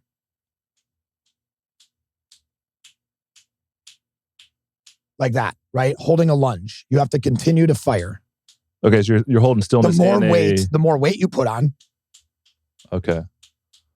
So I was Right? thinking stillness, not like meditation stillness, but stillness within a stillness functional doesn't even movement. exist. That's a whole nother thing that I have. Like I'm stillness. excited to hear about that too. I mean, So I mean, I'm a contrarian with meditation, right? Okay. So like, I don't believe in the stillness of meditation, but you know, anybody can push back against that. But I have my own theories. Take us through this fascia, and then I would love to talk about that. So when you're not moving, so if I'm sitting in a lunge, right, and I'm holding a lunge, and my knee is 1 inch off the ground, and I put myself in position of flexion, meaning the front leg is 90, the back leg is 90, and I'm just holding that position. My body has to continue to fire for the muscle to hold itself. If I jump, the muscle has to go. That's it. One, quick, powerful. That's it. One. If I'm moving super slow, it has to go. None of them are really powerful. They're just like quick, right? Because you're training the fascia, it doesn't need to be this powerful movement. It's the nervous system that you're programming. So it's like the hardware is good. Oh, we all have good hardware pretty much, right? It's the software that's all fucked up on us, right? So you have to program the software to move a certain way. And the upload or the download is super fast, super slow, or not moving at all, right? You can't become faster by doing 60% speeds on cleans, right? Like that's not going to get you there. If you move 80, 90% with 70%, 60% of your load, that's going to make you faster than moving heavier weight slower, right? And that's why like Olympic weightlifters can fucking make that weight move so fast for how light they are, right? Because like they're working on that one boom, right? But then when you see them in their training, they also do shit really slow. So a lot of this is like seeing in gymnastics, like holding isolated movements, like handstands or planks for long periods of time. But you see those guys' arms, right? And then when they hit off of like a handspring, I mean, all that fucking force that can generate all through the fascia, that's what's happening. You see like Kenyans and like some of these African tribes where the people can like stiff leg vertical, like 40 inches in the air, like 50 inches in the air.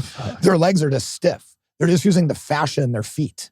Wow. Right? And that's it. They're just like, so, you know, like some drills that I would have, like people are probably still like having a hard time picturing it, would be like, so to move really, really fast, what I would do is I would take a dollar bill and I would fold it in half, right? And I would hold it at my shoulder height with my elbow parallel to the floor and perpendicular to my shoulder.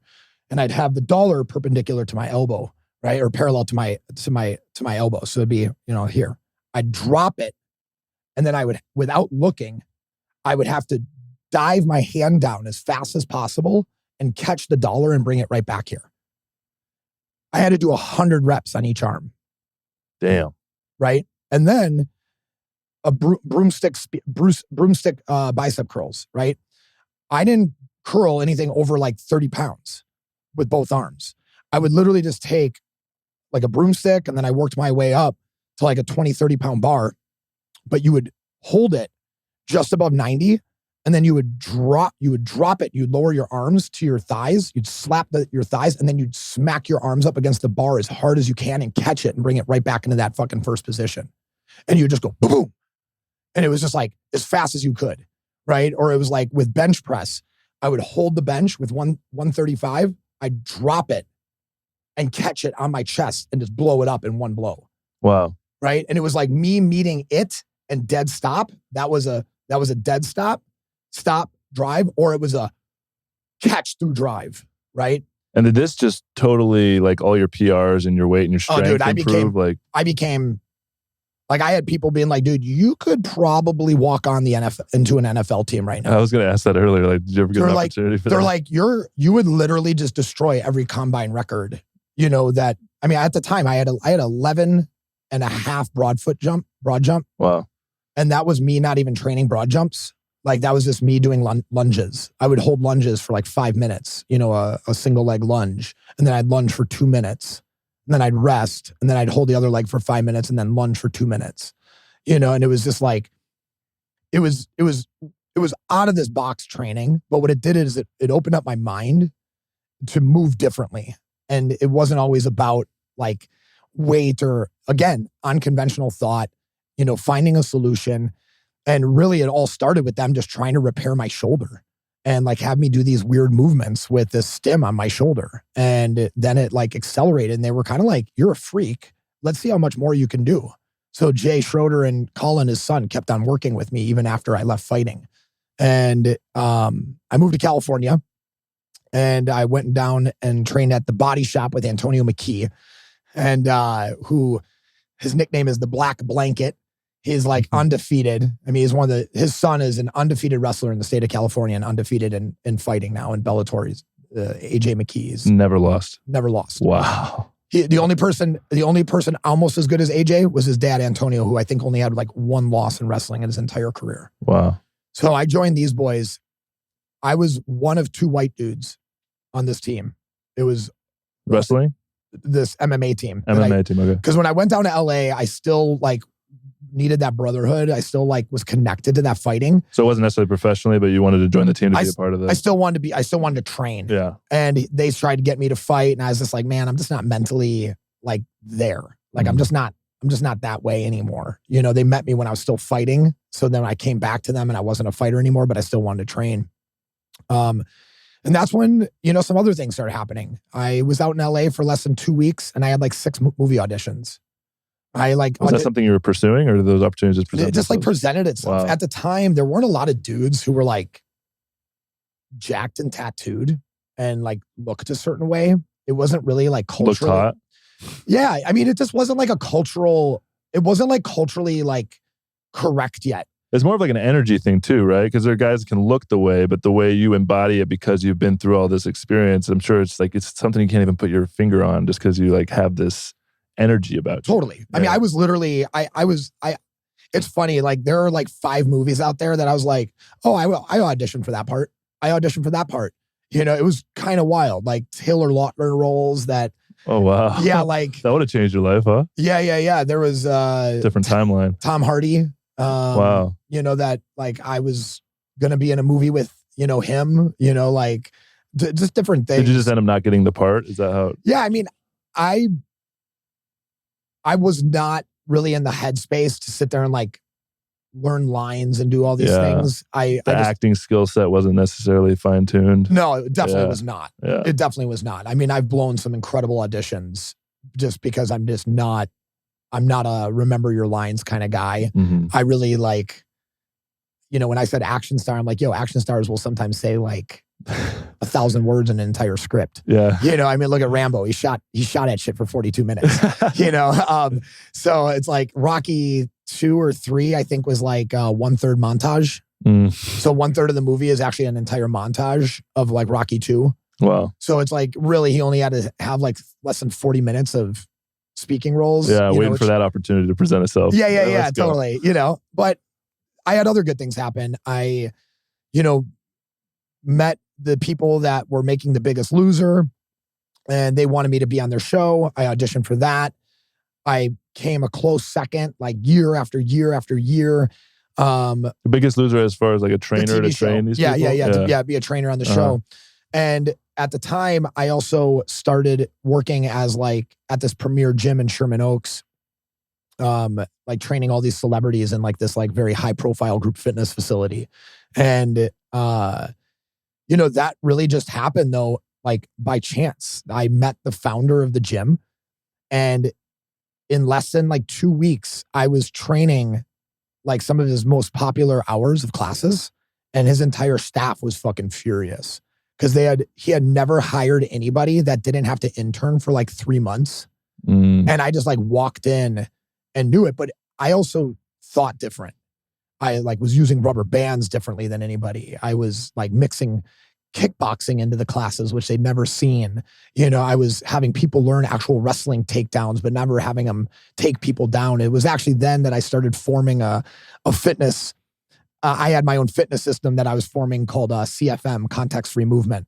And the whole idea was to detach and disassociate movements within martial arts and other arts that I practiced and put them into a flow or movement patterns that were not aggressive or had confrontation as part of the context of the situation, because touching another person for a lot of people is very difficult in a gym setting. But if you could get them to move like a wrestler, if they ever had to, they could in that experience. They would understand how to.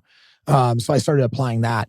And it was that thought and theory and me booking a big enough commercial finally that gave me like some mental freedom to like think that way, you know? And I was like, oh, I could, now that I have like a little bit of money, I have a little breathing room, like people know me in LA, like this thing's kind of happening for me.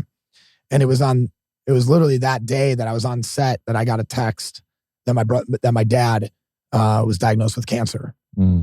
And I was just like, whoa, life again, you know? And I moved home. What did you feel when you first got that text? What was going through your mind, your heart? You text me this? Yeah. You text me this? And that's kind of what happened. You know, my family, like after my brother died, we lost a lot of communication in certain ways, right? Because my sister Heidi was married with kids and all of her sadness poured into her relationship. You know, my other sister was married with kids. All of her sadness poured into that relationship. And I was like the odd duck out without a significant other to communicate with and to feel comfort by. And so nobody in your family really talked about your brother's death. They Never. kind of just put that energy into other things. Yeah. Yeah. I mean, to this day, I still haven't even seen my brother's headstone. Wow. You know, I haven't seen my dad's either, but it's like, I know where they are, you know, and I know they're not going anywhere, you know, and it's like, will you ever go? You know, I wonder sometimes, you know, I've had like all the times to go, but I just feel like my story isn't at a point that I want to go like talk to them about it yet. Right.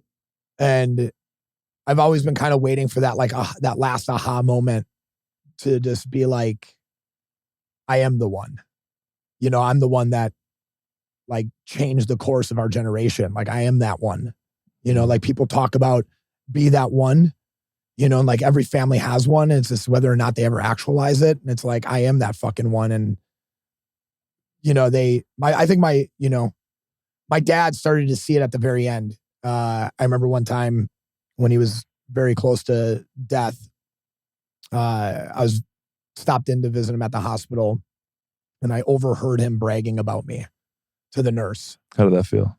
Felt pretty good. Yeah. Yeah.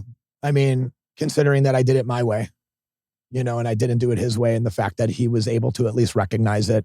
But I did a lot of work to get there. You know, when I moved back to Milwaukee, it wasn't to run away from LA. It wasn't any of that shit. You know, it's like LA didn't push me out. You know, I didn't fail. I came back because I wanted to create closure with my dad because of the abusive relationship we had. So when I moved back, I got moved back after you heard this news? Like yeah, literally right away. Wow. Yeah. Not without stopping in Vegas and having a hell of a time on the way home with a buddy. We could do a whole nother podcast. Yeah, we could do a whole nother podcast on that weekend. But yeah, so I drove home and got home, and my parents were so surprised to see me and happy. I had now at that time like lived away from Wisconsin for almost 4.5 years. So I got home and my dad and mom were really surprised, and they're like, "You visiting?" I'm like, "I'm moving back," you know, and you know, I need a job though. I'm like, "Dad, I'm going to take a nap. I just drove like 30 fucking hours. I'm going to take a nap. And when I wake up, I'd like for you to drive me downtown. I'm just exhausted. I don't want to drive anymore. If you could drive me downtown and like go check out a couple of spots that I'm going to go apply at." And I became a doorman. So I went from being a journeyman electrician, you know, making $80,000 a year, to being a professional fighter, to making $10 an hour working at a door. And just because you wanted to be closer to your family and be with your dad during this process? That, and I needed something like super simple in my life for a minute.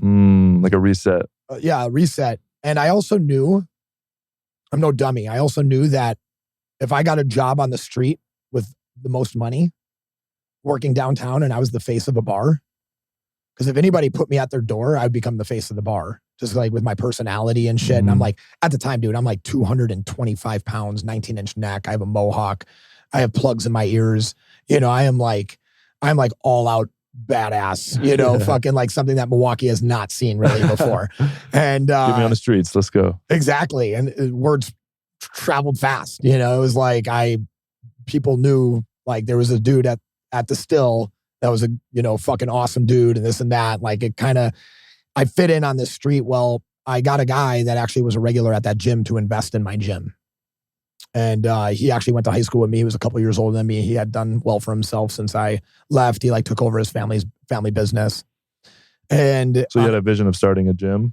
So I had a vision of starting a gym, and I had that vision moving back to Milwaukee. So I moved back to be with my parents, but I also knew everything I learned and this experience and the perception of how people saw me in Milwaukee because of what I've achieved at this level already. Being on this commercial, and this commercial was everywhere. What was the commercial for? it was an ab commercial. It was like, like slow motion, like oily abs. Totally, yeah. And so, check out my fascia. Everybody's seeing this commercial and they're like, holy fuck, like Adam's ripped. Like, all these people from my high school, like all these people that haven't seen me in forever, heard from me forever. And everybody's like, dude, if you ever move back here, you should open up a gym. There's no good gyms. So I moved back and I met the owners of like some of these gyms that were like crushing it in Milwaukee. I'm like, this dude's a fucking cokehead loser. This dude's a fucking idiot. Like, I don't know what this person even knows. Like, they just talk like they're just a fast talker, right? And I'm like, I could totally crush this. So I found a spot for a gym within like 3 months of being back. Got an investor off a napkin plan. Wrote a napkin plan out. I was like, look, this is how much a gym costs. This is how much the average member is. This is how many members I believe I would take in within the first 3 months. This is how many members I believe I would achieve within 1 year. This is the square footage we need. I'm like, $25,000 and we're fucking rolling. Right. And I opened up that gym and in 6 months we outgrew it. Wow. So we moved downstairs to a bigger space. That's like 2,500 square feet. We get 3 more treadmills, 3 more TRXs.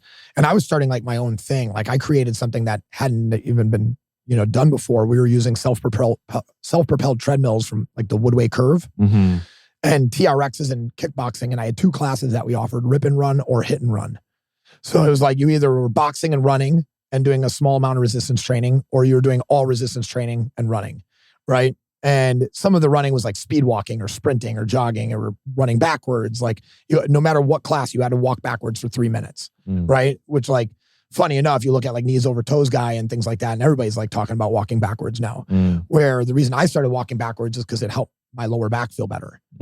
And I like intuitively felt that when I was just like walking backwards one day after hurting my back. Wow. So you didn't learn this anywhere. You're just like, let's do this. Yeah. And that's like a lot of like what Kung Fu is and like Tai Chi and Qigong is like, it's in everything, right? So if you just listen to your body and you do certain things and then you see how that feels in that body, well, then you just keep doing that thing, until you see a break or a make, right? And I had all these very interesting philosophies. Nobody was using kettlebells. At the time, I was the first person to write an article for On It about kettlebells. Wow. And like the progression that they have in MMA and why they belong. So then we move into this 2,500 square foot gym. And then we outgrow that in 7 months. Wow. And we go into an 8,000 square foot gym. And we're just crushing it. We have like 400 members, 120, 150 bucks a month, and I find out my business partner is stealing from me. How'd you find that out? I was starting to achieve burnout. I was like at year 5 of doing this gym thing. Is this like, what's your day like schedule? Like, are you just every day, all day working, grinding? I was teaching 3 classes a day, personal training in between. I never looked at the finances of the gym. So your business partner was running like kind of all the operational stuff in the back? Just the finances. Yeah. Okay. I mean, I was doing all the booking, all the, this, I had Mind Body Online set up, like all these things, right? And to give him some credit, if you ever fucking listen to it, he did help me like with like software issues because he would be in front of a computer. I'd be like, hey man, Mind Body Online's like down. Can you call him up? Right. But mainly he was just the money guy and, whatever. And the deal was that we were supposed, and this is why it's so important to have a real operational agreement, right? And I learned that at a very young age. is like an operational, at 28 years old, operational agreements are the first things that you do in a joint venture, right? You don't even have conversations about, anything else, like starting the fucking business until you actually understand how it's going to operate, right? And we were supposed to split revenue 50-50. And then whatever rev he got was paying back the investment, right? That's how all investments work, right? You don't just like start paying yourself back until you're at some and zero. And then all of a sudden the gym starts making money. That's not, because then you're not an investor, you're a loaner, right? You're just loaning it. He paid himself back all the money without giving. So effectively he stole $72,000 from me over the course of 2.5 years, which doesn't sound like a shitload of money, but it's enough that like when you're having, your first babies and you're living in a rent controlled apartment and you're just trying to like make this business get off the ground, a slap in the fucking dick where you're just like, oh, this motherfucker, what? Yeah. And it's on principle too. It doesn't really matter how much money is, the fact that he's doing it. Yeah. It's like, huh? And it's like, I understand where he's coming from. He's trying to limit his risk, but that's not my job, right? My job is not to limit your risk as my investor. My job is to grow this business and to be able to take that money and put more money into it for employees or like whatever. So I never felt like I couldn't pay employees fair, wages. They would ask for raises and I'd be like, well, if you need a raise, you should probably quit. Cause like, I don't think there's any money. Cause like, I just didn't even know the finances. Right. And so I had a friend look. So the reason I found this out though, is right after my dad died, I was like, I don't want to do this anymore. I also did DMT, which helped me come to that conclusion. So was that your first psychedelic experience? No. Why did you do DMT? Was it socially or was it intentionally to help process the grief of your It was kind of on accident in a social setting. I was at my friend Ben's and he was my weed guy. And I went to go get some weed and he's like, hey, I made a fresh batch of DMT. And I was like, oh dude, I've heard incredible things about it. He's like, yeah, it only lasts like 30 minutes, but it's super, intense for the 30 minutes. And then I'm like, I got a couple hours. I'm like, let's fucking do this. So I did it. I'm like, whoa, I learned some things in there. And then I came out and I went taught classes at Drench for 3 hours. What did you learn? What was the big aha? Was this your first psychedelic experience? No, I've done mushrooms up to this point a bunch of times. But whenever I did mushrooms, I got nothing but like good vibes and just like connection with nature and not a full dissolution of reality and seeing behind the veil. I mean, I've had my world burned down on mushrooms, but it never felt like it was like on fire. It was just like everything's melting and nothing exists, but I'm totally fucking fine because I'm with my homies and I'm walking around having a good time. Oh, that's a sad moment, but this is a great moment, and then you're like laughing 2 seconds later and running and frolicking, DMT, I like hit the pipe. And a lot of people don't know this, but like your friend will like have to hold it for you because you'll like, just go out. You just go out, lights out, right? And when I was out, I heard your neck. And I was like, your neck. And I was like, huh? And at the time, I'm literally just seeing fucking triangles and something that kind of looks like Mars, is like a rocky, spheric thing that was like floating in this orb, within these like geometric patterns that were like hitting my eyeballs, and I was just like, whoa, your neck. And it just kept on sounding that, right? And then I came out of it and my friend Ben's like looking at me and my friend Axel's looking at me from across the room. They're like, how was it? And I was like, awesome. But which one of you was fucking saying your neck? And they're like, dude, we haven't said anything.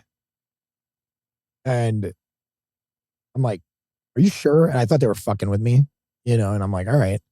Like, I've never heard voices from a hallucinogen, So then I'm like, man, am I fucking losing it? But then I was like, what's wrong with my neck? And I started having like weird feelings. My dad just died of cancer. My brother's dead. I haven't hit the checkpoint yet, which I haven't mentioned the checkpoint. I always thought that I was going to die at 35. I literally had this like, because my brother died at 35, I had this like delusion that like that was when my time was going to come. How old are you now? 41. Okay. So you went through this experience of approaching that moment. Oh yeah, that was How was that scary. year of 35? It was freaky. Always kind of looking around the corner. And, Totally. Wow. Totally. But like 33 kind of like propelled me into place that I was like, God, I was like, if I die at 35, that'd be way sad. You know, like in the sense of like what I'm in the middle of doing right now. And what you're capable of and how much life you could accomplish. Totally. Yeah. And so I was like, I remember saying to my wife, I'm like, something's wrong with my neck. She's like, there's nothing wrong with your neck. You know, and I'm like, what if it's cancer? You know, maybe I just can't feel it. I'm like, something in my head said it, my neck. She's like, there's nothing wrong with your neck. And I think she would like, out of fear, didn't want anything to be wrong with my neck. So she got like a little, like almost like aggressive. Like, there's nothing wrong with your fucking neck, Adam. You're fine. You know, and I was like, you don't fucking know. Like, you didn't do what I did. You didn't experience what I experienced. Mm-hmm. Right? A week later, I woke up and I couldn't move my neck. And it hurt so bad that I literally called up my friend and got prescription medication just so I could get out of bed that day. My neck hurt so bad. And nothing happened. Nothing to happened. Make it hurt. Yeah. Nothing. Wow. I had just an immense amount of neck pain. I couldn't even go forward like this to kiss my wife. Mm. You know, and I was like, oh my God, something's wrong with my neck. And, you know, she's like, oh, get a massage. I was like, go get a massage. I'm like, that does not help, you know, this and that. I'm like, there's something wrong with my neck. I have something growing on my neck. And I'm like, I know this. And I called up a buddy of mine who is a chiropractor, and he had like some really advanced x-ray machinery in his office. So I give him a call. I'm like, Dad, would you do me a favor and just scan my neck for me? And he's like, yeah, come on by. So we took an x-ray in my neck, and I had bone spurs growing on my cervical, on my C5 and C6 growing towards my esophagus. Wow. So this like kind of like throat discomfort that I had like leading up to it that I didn't mention, you know, as we're talking, but like I had this like weird throat discomfort that it was kind of like leading up to it, where it's like the front of my throat kind of felt weird. And I thought maybe I had like polyps on my vocal cords or something that it like felt weird. And I felt like my voice pitch changed a little bit. And it was actually like my cervical and the bone spurs that was like altering my voice pattern. Wow. From my neck being slightly distorted in the position. So I got I dove even deeper, you know, to physical performance. And it was then that I not only thought what I was teaching at Drench was stupid, like it coincided with the fact that my business partner was stealing, that I was just like, this isn't who I am.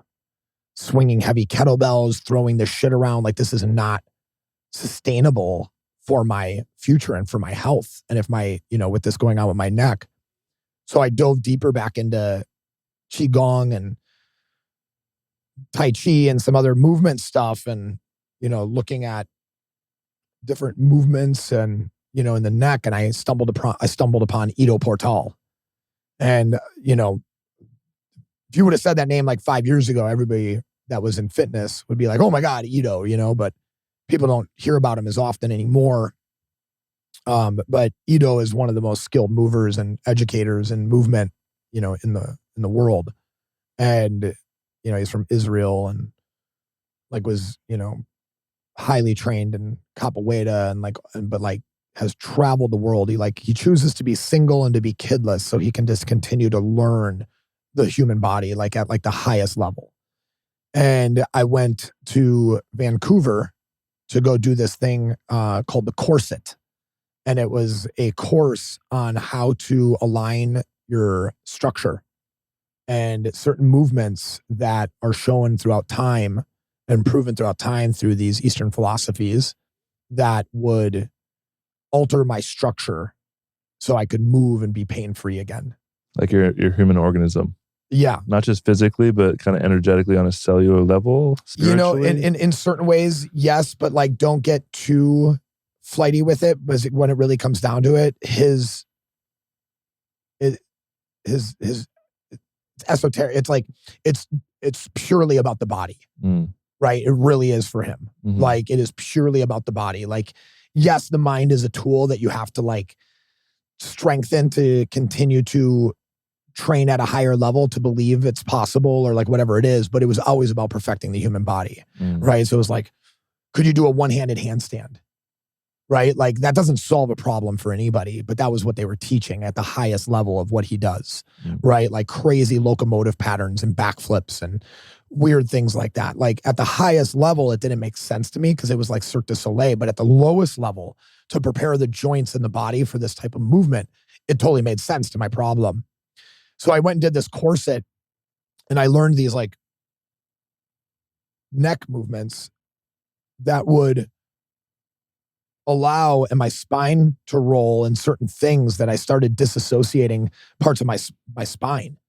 So I could like move my cervical without moving my thoracic, or I could move my lumbar without moving my thoracic. I could move my sacral.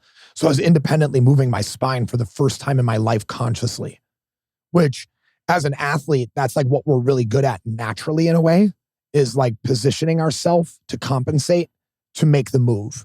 That's what separates the highest level athlete from the athlete you never hear of, is the guy that can compensate in that 1% higher, like Deion Sanders. Like how could he cut the way he could cut?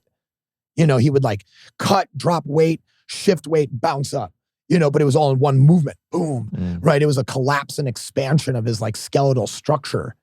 And like, that was like what I wanted to learn. So I came home and I dove into doing nothing but that. Body weight training. That's it. And after doing that for about 8 months, I then went to Thailand to train with him, which, you know, I had to do a GoFundMe for it.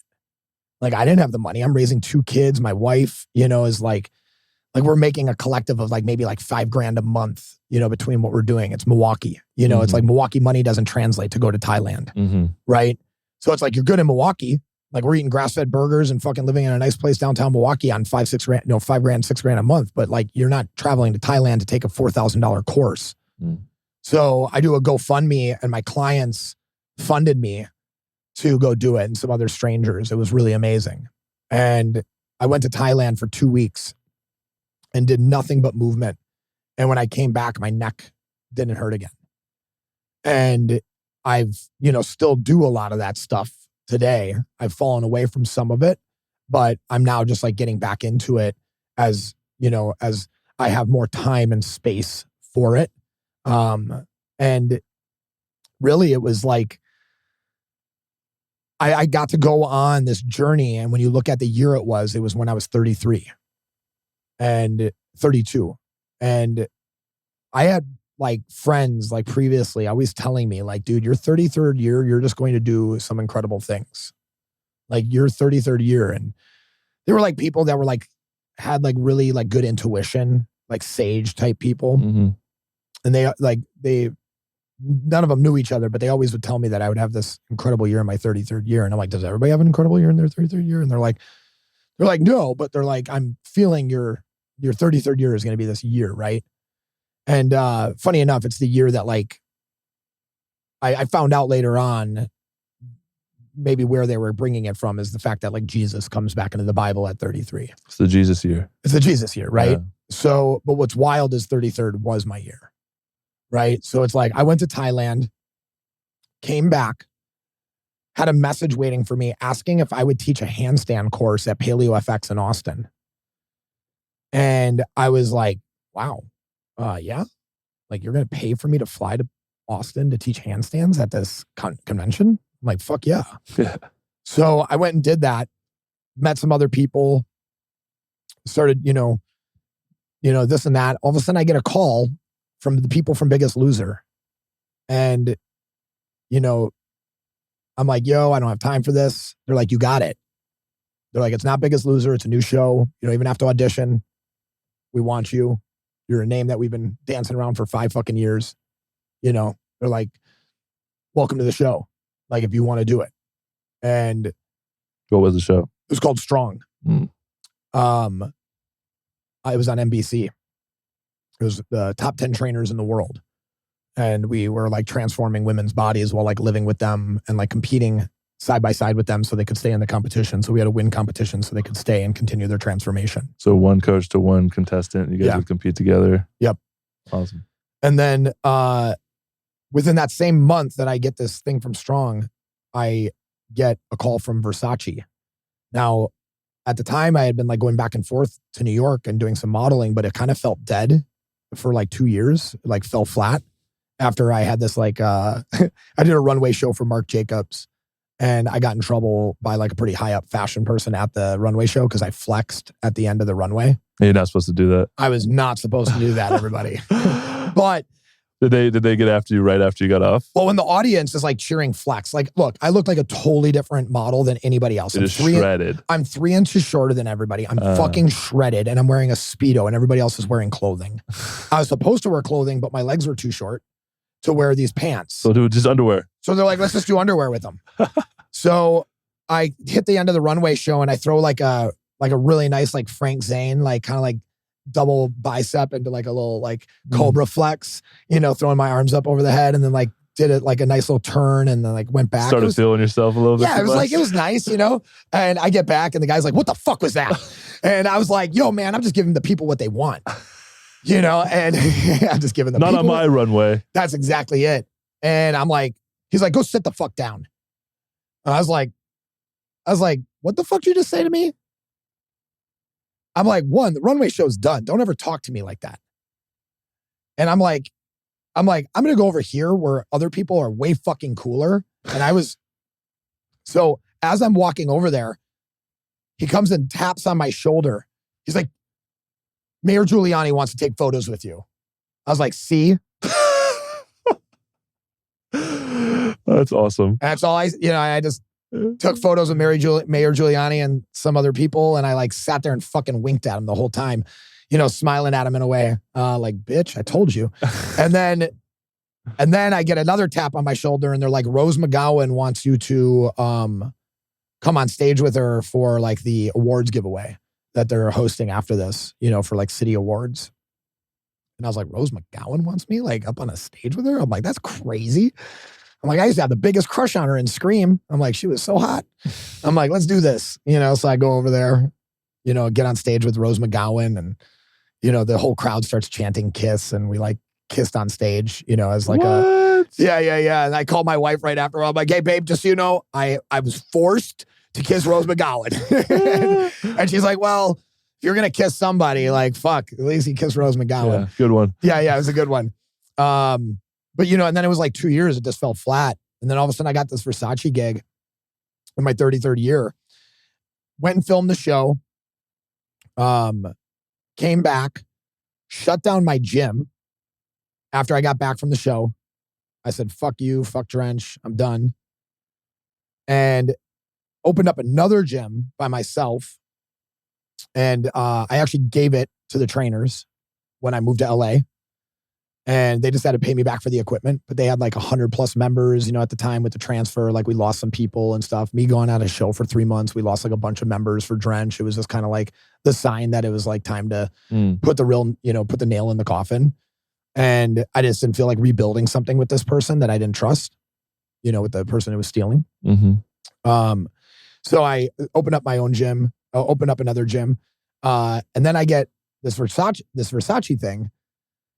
And while I'm at this Versace shoot, I'm only supposed to be there for a day, but they liked me so much that they extended me for 6 days. So instead of it being like a $3,000 payday, it's like a $20,000 payday. I'm like, oh shit. Like I could really use this fucking money. Like that's amazing. You know, like how cool, you know? And I'm like sitting down at, Donatella asked me to like sit next to her at lunch, like on the 3rd day. And she's like, I'm so glad you were able to stay. She's like, the first day, she's like, we didn't know what to expect. She's like, but you are just so good. Like at your posing, like everything is just so good. And she's like, do you have kids? You know? And I was like, yeah. She's like, show me photos. And I like open up my phone and I show her a photo of me and Azalea, my oldest. And I'm holding her in my hand and she like stands in my hand. And I would like hold her like this, you know, at like 4 or 5 years old, she could like stand in my hand still. Wow. And she's like, she can do that? And I'm like, yeah. I'm like, we do that all the time. We like play, like I try to, you know, balance with her and stuff. I've done it since she was a baby. She's like, how would you and your daughter like to be the face of Versace Children's? So then we went and shot Versace another time. Got to bring my daughter to New York. And how much was that payday? She got like $8,000 for it. Nice. Yeah. Your daughter did? Yeah. Oh, cool. I mean, I was paid too in that. But I used that money to actually open up a savings account for both of the kids. Cool. And they each got, they're on track to be able to buy a house by the time they're 18. Beautiful. If compounding interest does what it says, and I keep putting in what it says, it's and like, the financial system doesn't crash. Exactly.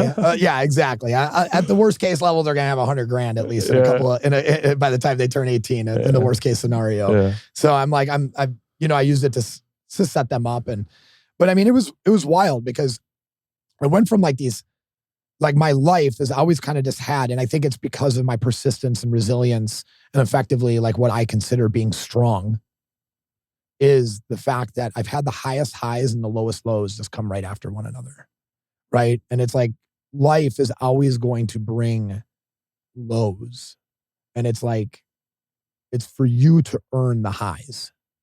Right. It's, those highs are not like promised or inevitable or in any sort. Just because you hit a low doesn't mean you're going to go up from there. There is further down from there. And I just felt that like no matter how low something was, my dad dying, my brother dying, the TV show getting canceled, it's like, dude, I thought I was going to be a millionaire from that fucking TV show. I mean, I was on the billboards all around America. Sony and the production company hit me up of Strong, and they're like, you tested so high in this show that we want to give you your own show in 3 years. They're like, promise that you'll do this show. Let's create a contract that you'll do this show for 3 years, and we'll give you your own show that you're the host of. And I'm like, badass. Let's go. I'm like, this is it, and it didn't happen, but like. They canceled the show? Yeah. After a year? Yeah. Dude, it was wild. We just weren't given the opportunity. I kind of understand Zachary Levi's pain. He's like been talking about Shazam, Fury of the Gods, and like how the production house just didn't do the job marketing and like the weekend that it opened and like these different things that kind of many different detailed variables that go into stuff like that. That go into that, where it's like actually Shazam, Fury of the Gods is like a really well done movie. It's way better than fucking Black Adam. But it's like Black Adam did way better because of the way they marketed it. And Black Adam, the actual movie, is terrible. It's fucking awful. Like the storyline, I didn't understand. The Rock is such a narcissist. You could just tell the way he is, like with like the way like the movie was made and the fact that he wouldn't even allow Zachary Levi to be in the movie at the end because he wants to create his own universe where Shazam, Zachary Levi doesn't exist. It's like you're literally trying to actively get this guy out of a fucking job. I'm like, that's wild to me. Wow. Like that you just don't want to like build onto something that he started before you. Effectively.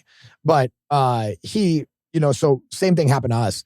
But it was like, who could have ever fucking imagined? Like the day that our show premiered, it was piggybacking off the biggest show on TV.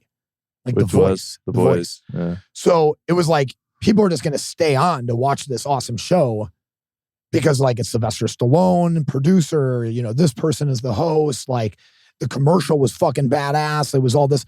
Kobe Bryant announced his retirement. Everybody flicked from The Voice to Fox. Literally right at that moment. At that moment. Fuck. And this is the big launch of the show. This is the big launch of the show. Yeah, that's an unexpected circumstance. Yeah. And I mean, we still did like 3 million plus viewers, 4 million viewers on some of our episodes. The minute that I was disqualified from the show or like got lost. I fractured my tibia, so I couldn't compete anymore. So when I left the show, the ratings, the viewers like dropped. Wow, a lot of people were watching because of you. Well, dude, I tested so high. Like I was the billboard all over California, New York, like Miami. Like you saw photos of like the NBC Strong show. It was me holding a medicine ball. It was like, that was the show. And because the show was, I mean, when I was filming the show, I got into it with one of the people.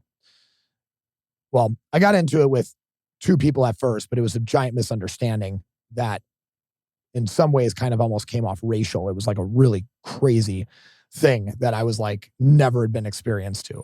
So tell us a little bit about it. What happened? So there's a Benny Wiley, who's the strength coach for USC. He was a hell of a football player himself too. He's mentored some incredible people. He and Leon Ezubike, who was like the captain of Temple, phenomenal athlete, was going to go NFL, did something to his knee, got into boxing. So they were both on the show. They were the two freakiest athletes. And I'm like, okay, I don't have to be worried about like these 6 guys over here. None of them, these 6 guys are not stronger than me. These 2 guys are stronger than me.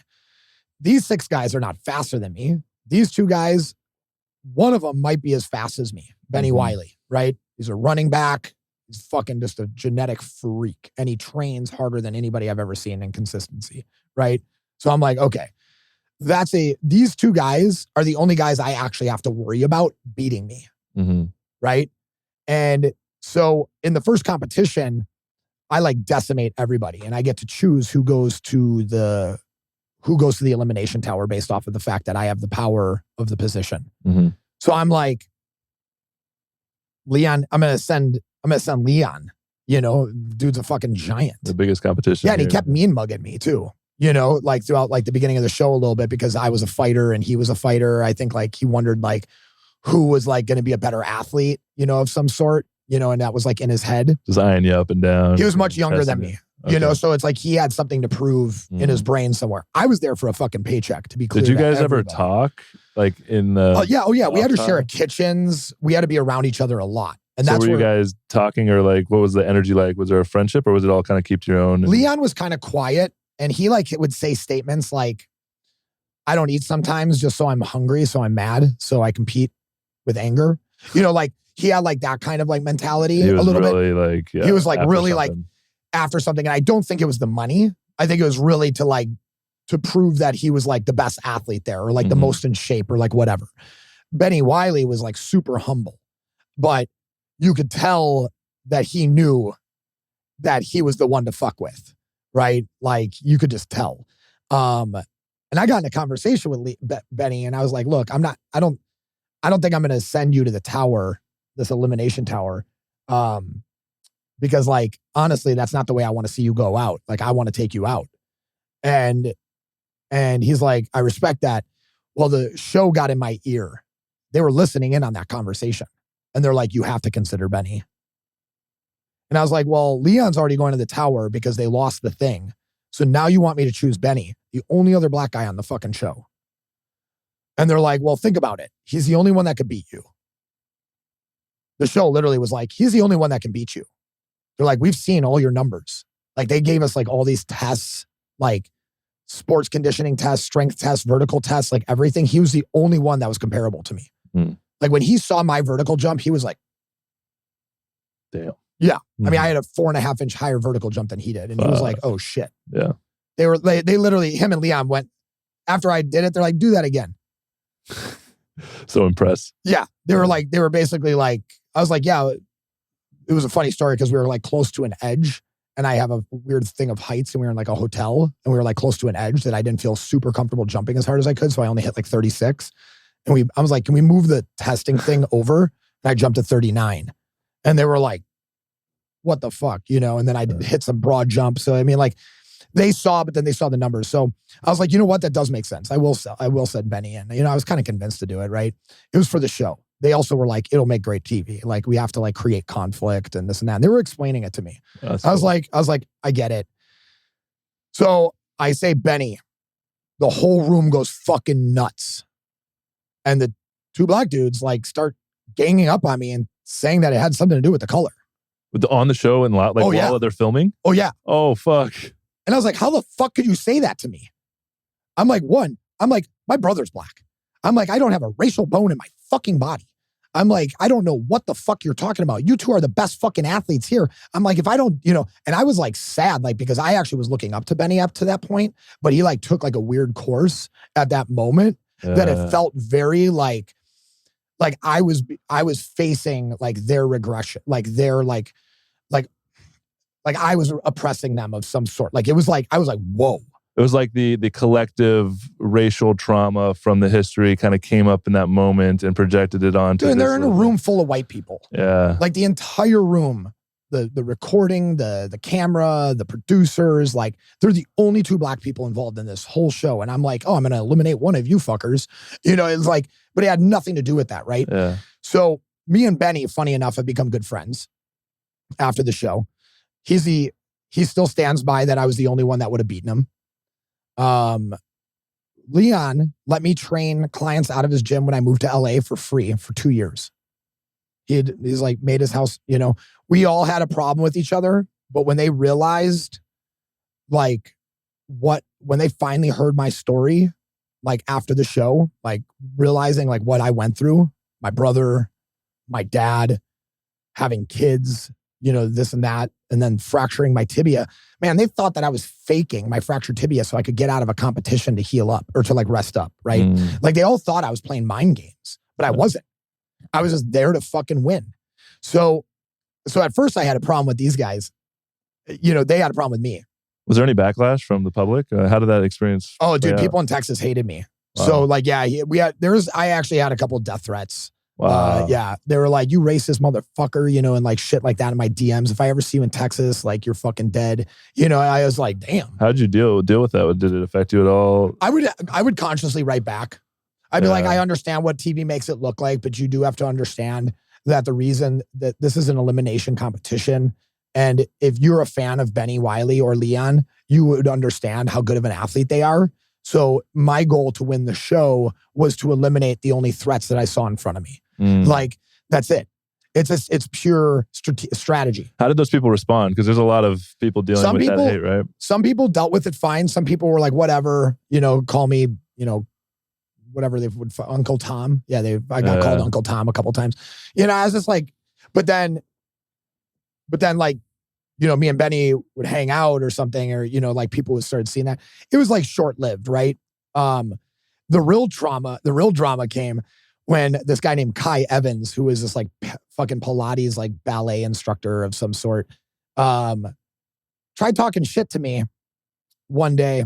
Dude, like, man, one of them like wished that I had died of cancer like my dad. Like he literally said that. Because I was like beating him. Like there was like snippets from the TV show that were like, God, I hope anybody wins but Adam. Like people would literally say that. Like they would put their energy into like the fact that they just not hope that they would win, but they just hoped that These are other I contestants? would win. Yeah, other contestants. Were you putting out attitude while you were there? Like, no, not at all. You? Not at all. It was like, I was just like how I am now, which it's like, so what's funny is they would all be in the gym training really hard. And I'd be doing levers and ground crawling and carrying a kettlebell for 20 minutes over my head. Doing things so differently. So they projected this like insecurity onto you in this way of like... None of them knew that I had what I had inside of me. So they were all like, because they all looked way better than me with their shirts off. Let's put it that way. Okay. Like, on a level, like, and they all had accolades like way greater than mine. I felt like I was really the person that didn't stand out. Like my only famous client at the time was Pauly Shore. I had like Tom Cruise's fucking trainer with me, so I think they were a little thrown off by my ability because when they saw the first competition, in the first competition, we had to climb a double-sided peg wall. So we had 2 sets of pegs and we would go like, I go, all right, I'm hitting my right, put your right up, left, go left up. So the peg would go through the wall and that's what my contestant is climbing on. You have to remember their physical level is less than 10% of mine. Wow. Right? So if I don't move at a certain way, they can't move. Where the other guys were like, keep up with me. But like, I knew from like my movement that this is a dance. So we're doing this together. Right? So we got to like the top of this 30-foot climb with a peg wall. And I sacrificed my last peg to give her a place to stand on and to get up to the top and hit the bell because she was like losing grip. She was like getting tired. I was like, put your foot. I like took this one down. I was like, I put it like this. I'm like, put your foot there, stand on that, jump on that, go to that. I'm like yelling it through the fucking wall. She's like, what are you going to do? And I just like jump and I let go of my pegs and I drop down the 25 feet. We have these like carabiner things that like slowly descend us, but not that slow. It's just like you're dropping at like a little slower rate, right? And I grabbed the last 2 pegs. Well, at the time when I dropped down, there was another player, Matt Miller, who's a really good athlete, and his girl, Nicole, who was a really good athlete.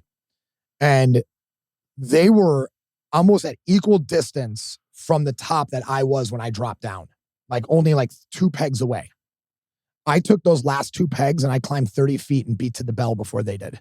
Damn. So you went all the way back to the bottom? I went all the way reclimbed? bottom, grabbed my 2 pegs, and I just went, climbed up it, got to a point that I saw Matt, like, if he makes these last 2 pulls before I make these last 4, I'm not winning. And I did a muscle up on the ring, on the wood pegs, curled my wrist, did a muscle up, did like an internal push, put my feet on top of the thing, fucking jumped to the top and hit it. So the whole show stops. Like, they're all like still going, right? And then like the whole show stops and they're like, all right, white team, blah, blah, blah, blah. But everybody hold on. All of a sudden, they're like, they announced the winner and they're like, wait. The producers come out. They're like, hold on. They're like, how the fuck did Adam do that? They're like, we have to watch this back on play. There's no way that he did this without cheating. Our feet weren't supposed to touch the wall. I'm like, I didn't touch the fucking wall with my feet. So they play it back. And like 20 minutes later, they come back after like watching it. Like, you could tell like the whole team is like watching the TV and they're like, whoa. Like, they're reacting to like what I did. And they're like, white team wins. Damn. Like, they had a professional stunt team that like designed all these things. And when they saw like how I finished their stunt, they were like, that's not possible. And that was just like my movement being what it was. Because all the training you had. All the gymnastics ring work I did with Ido Portal, it's like those pegs were just gymnastics rings to me at that moment. I'm like, oh, I'll just hook grip it, get up, turn my wrists out, grab the thing. It didn't feel great on my wrist, but like, you got to do what you got to do, man. You got to do what you got to do to compete, right? And win at the end. And it's like, I'll ice my wrist later, And how did that feel? The show being canceled, because it seems like this was another kind of mountain you were climbing, another projection of this is going to make me famous, make me a lot of money. This is kind of the path that's going to get me to where I want to go, and then it being canceled and having to go through another ego death of sorts. I instead of ego death, right? I like to think of like I have to alter the ego, right? So effectively, I've never like really understood like the idea of like killing the ego, right? Because like the ego keeps us safe, right? The ego protects us in situations. I have to alter it or let go of it at times to allow myself to step outside of myself and achieve what it is that I'm able to achieve without this idea of like supremacy and expectations, like of who I am, right? No, like let yourself go of who you are to like get to be good enough to be that thing, right? Like achieving that certain level. So you have to alter expectations in a way. And if you don't, then your ego gets attacked, right? So I personally, when the show was canceled, I was like, well, that fucking sucks, right? In my head. But at the same time, I've had other things. I've had way worse things taken away from me, right? It's like, I've lost my brother. I've lost my dad. I flew out to shoot with Rihanna. And instead of shooting with Rihanna, I had a photographer try to sexually molest me, right? Like a famous photographer. Like I was part of the Me Too scenario, right? Like, and then Rihanna didn't want to shoot with me because the photographer talked shit about me because I didn't want to do what the photographer wanted to do. Was it a male photographer or female? A male. Yeah. Yeah. So when you look at like what I've had to let go of as being like the thing, there's been a lot of fucking things. I mean, so one more thing just was a sign that this is not how I was meant to have my come up. This is like just another fucking stepping stone. One small step for man, one giant leap for mankind. It's like, no, it's all small steps. Right. And this is just like, that's all this was for me. There was no giant leap to like get to where I am owning a CPG company and having a brand that's like nationally recognized or even internationally recognized. Right. I got here by getting slowly, picked up, knocked down and just like over and over again, so it's like when the show died, I was like, well, now I can be fully released of that and that idea of that. And I can just focus on the next thing. I mean, because like that thing was going to be huge. And But at the same time, because I had lost so many things, I never put an over amount of weight into it. I knew some of these other trainers, they were like, they kind of like let go of their life because they thought the show was going to get picked back up. Devastated when that happened then. Oh yeah. Where it's like me, I was like worried about clientele. I was like training people 4 hours a day the minute the show was done, 5 hours a day, 6 hours a day. I moved out to California, started charging $200 an hour, you know, and training some of the highest level athletes and movie stars and celebrities and entrepreneurs, and using that leverage of the show and that exposure to do something with it instead of thinking this show is coming for me, right? I mean, it's the same thing like right now with Strong Coffee Company. Like we're in the process of being partially acquired, right? But at the same time, I stopped thinking about the idea of us being partially acquired so that I could just focus on the business and just imagine that not happening. And what are the decisions I would make if I knew that wasn't happening? Yeah, because if you get too attached to that and so many of those deals don't go through, then you could be fucked if you're not focused on creating a good business. Totally. Yeah. I could just be like, oh, well, we're going to get a bunch of money soon, so let's just spend $100,000 on that marketing ad. You know, it's like, no, let's just keep doing it the way we've been doing it, which is safe and slow, steady growth, you know, meeting our true people, like getting out to events, doing, you know, we don't pay athletes to talk positive about us. We don't pay anybody to say shit about us. Like you want to promote Strong Coffee, that's on your own fucking account. And for doing that, like we'll do an affiliate program. I'll sponsor an event that you throw, like things like that. But I'm not going to give you $2,000 to say my product's good because I know my fucking product is good. Right? It's like a true knowing of the value that I bring, because this isn't some overnight success. This isn't like my fucking first thing, and if it fails, it's not a big deal. No, this is like my 50th thing, right? This is what I've worked towards. This isn't this like little stop on the road. Modeling, that was a stop. Acting, that was a stop. TV show, that was a stop. Owning a gym, that was a stop. Like being an electrician, that was a stop. Like all those were stops.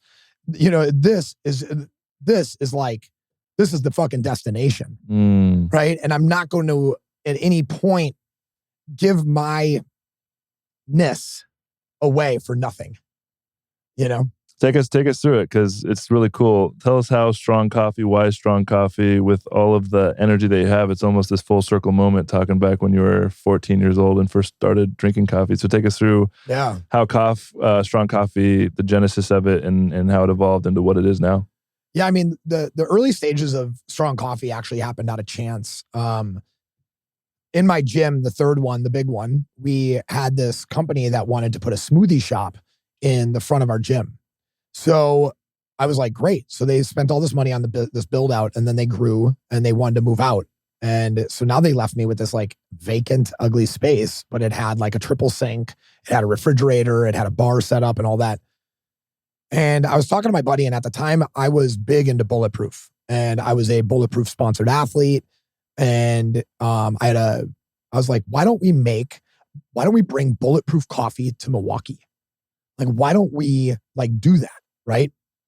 And started looking at like the wholesale costs of their ingredients. And I'm like, fuck, we're not able to make any money on this.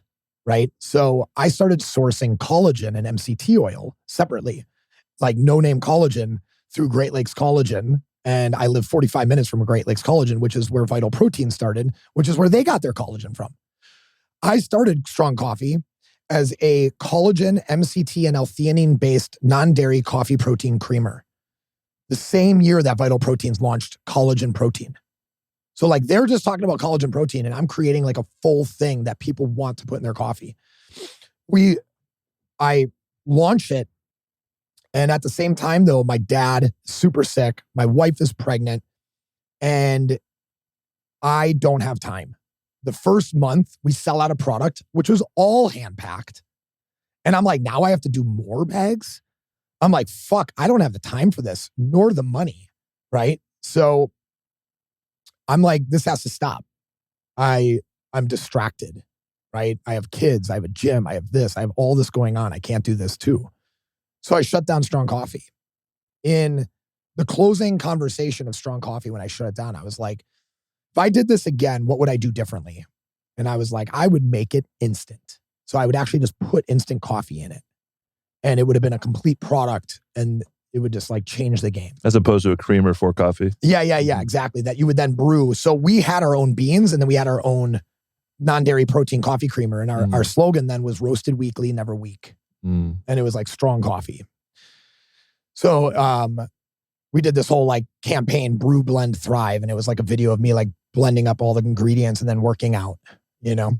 And then in 2017, I'm sitting at Sun Life in Malibu and Khalil Rafidi, the founder of Sun Life, comes up to me. And we had like a strange relationship. We would talk a little bit, but like not much. He comes up to me and he goes, "What is this?" And he points to a Facebook memory. And I go, "Oh, Strong Coffee." He's like, "Yeah, do you still own that?" He's like, "This is fucking genius." He's like, the packaging, like everything about it. I'm like, "Yeah, man, I had to let it go." I gave him the whole story. He's like, "You should do this again. This would be like your family's legacy."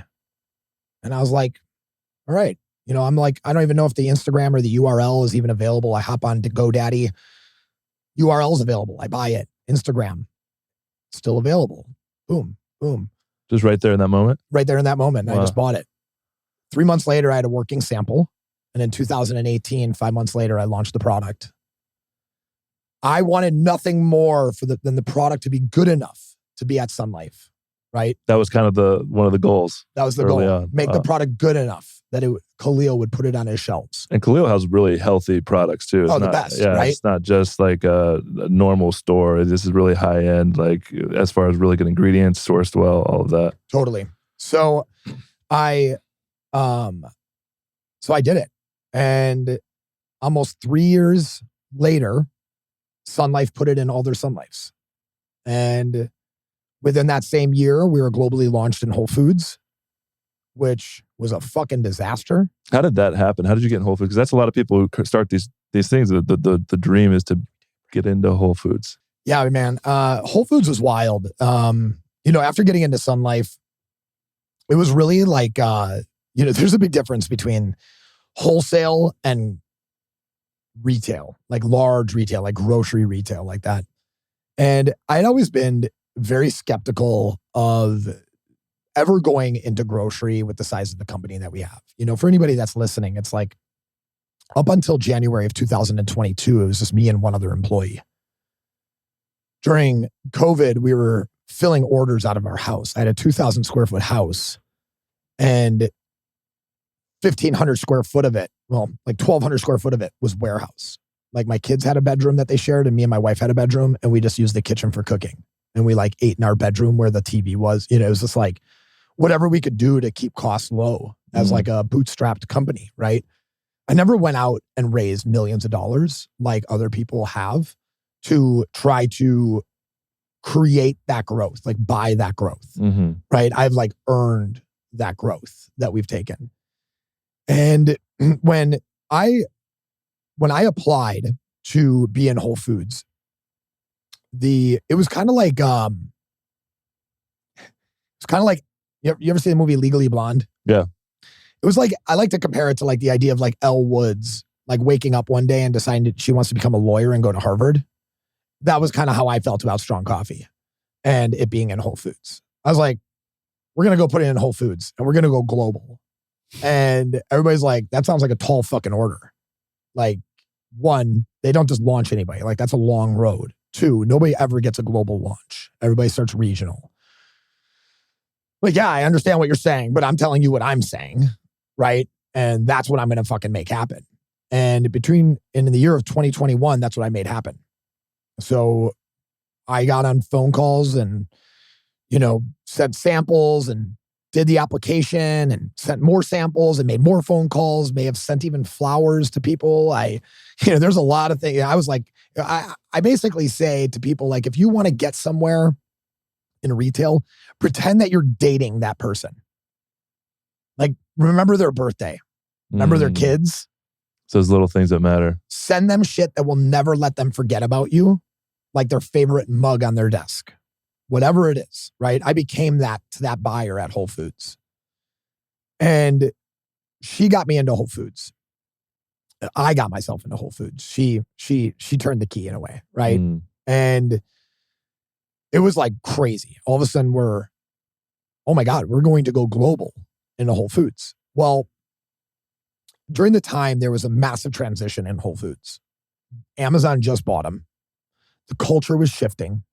The very person that brought me in left upon bringing me in. It was literally her final order. She actually even got on a phone call with me to let me know off book, not as an employee of Whole Foods anymore, how happy she was to have done that as like her last assignment, to give a brand like us and somebody like me the opportunity to be in Whole Foods. And she was like, I couldn't tell you this as a Whole Foods employee, but we actually booted a national brand for you. And I'm like, whoa. I'm like, what brand? And she's like, Laird. So Laird Superfood Coffee, stuff. I'm like, great.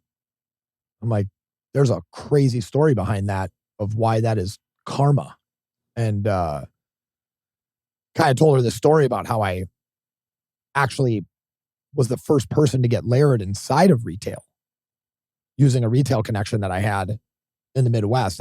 Like, it was a connection I formed, like trying to get Laird into a grocery store, and then they didn't want to pay me commissions. And at the same time, they also fucked me out of a lot of other things. It was kind of a crazy scenario with, this one person that, people see like Gabrielle Reese is like this like wholesome, person. And it's like, yeah, not so much. Mm. So sorry if I just shattered anybody's fucking image. Anyways, they were shitty enough that they didn't want that they put a husband and wife and 2 kids out on the street after me working for them for free for 9 months, teaching courses for them. So we moved our entire family to California off the word that we could stay in their home. Laird's. Yeah. Wow. And that changed after we moved my entire family there. It was pretty wild. So this all comes full circle when we get brought into Whole Foods. I had to just drop that in there because people have to understand, like, I've tussled and played at the top, right? Like, where it's like, you're at the top when you're getting fucked over from the people on the top, right? That's like how you're at the top. How did it feel to hear that news? Oh, fucking felt amazing. Yeah. Playing the long game. I was like, yeah, like eat shit. My immaturity in that moment, but at the same time, getting into Whole Foods is definitely me eating shit. So we go into Whole Foods, and I'm always like, God, I hope Whole Foods never hears these conversations. But at the same time, it's like you can't avoid the truth, right? Mm-hmm. I mean, you just can't. So to understand grocery stores, before I explain what is about to happen, you have to understand that grocery stores, like, and the Grocery Market Association, like, run food in America. Okay. So they feel very entitled and very empowered, not just Whole Foods, but just grocery market. Anybody within the Grocery Market Association, within grocery retail, feel very empowered. Like, they have the ability to make or break you, right? And they don't give a shit if they break you, to be very clear. Like, they do not care. You're not a ones and zero, you're a 1,000 something, right? You are such a below number, it doesn't even matter. So when they give us our national POs, not only did they give them to us 5.5 weeks late to make the deadline,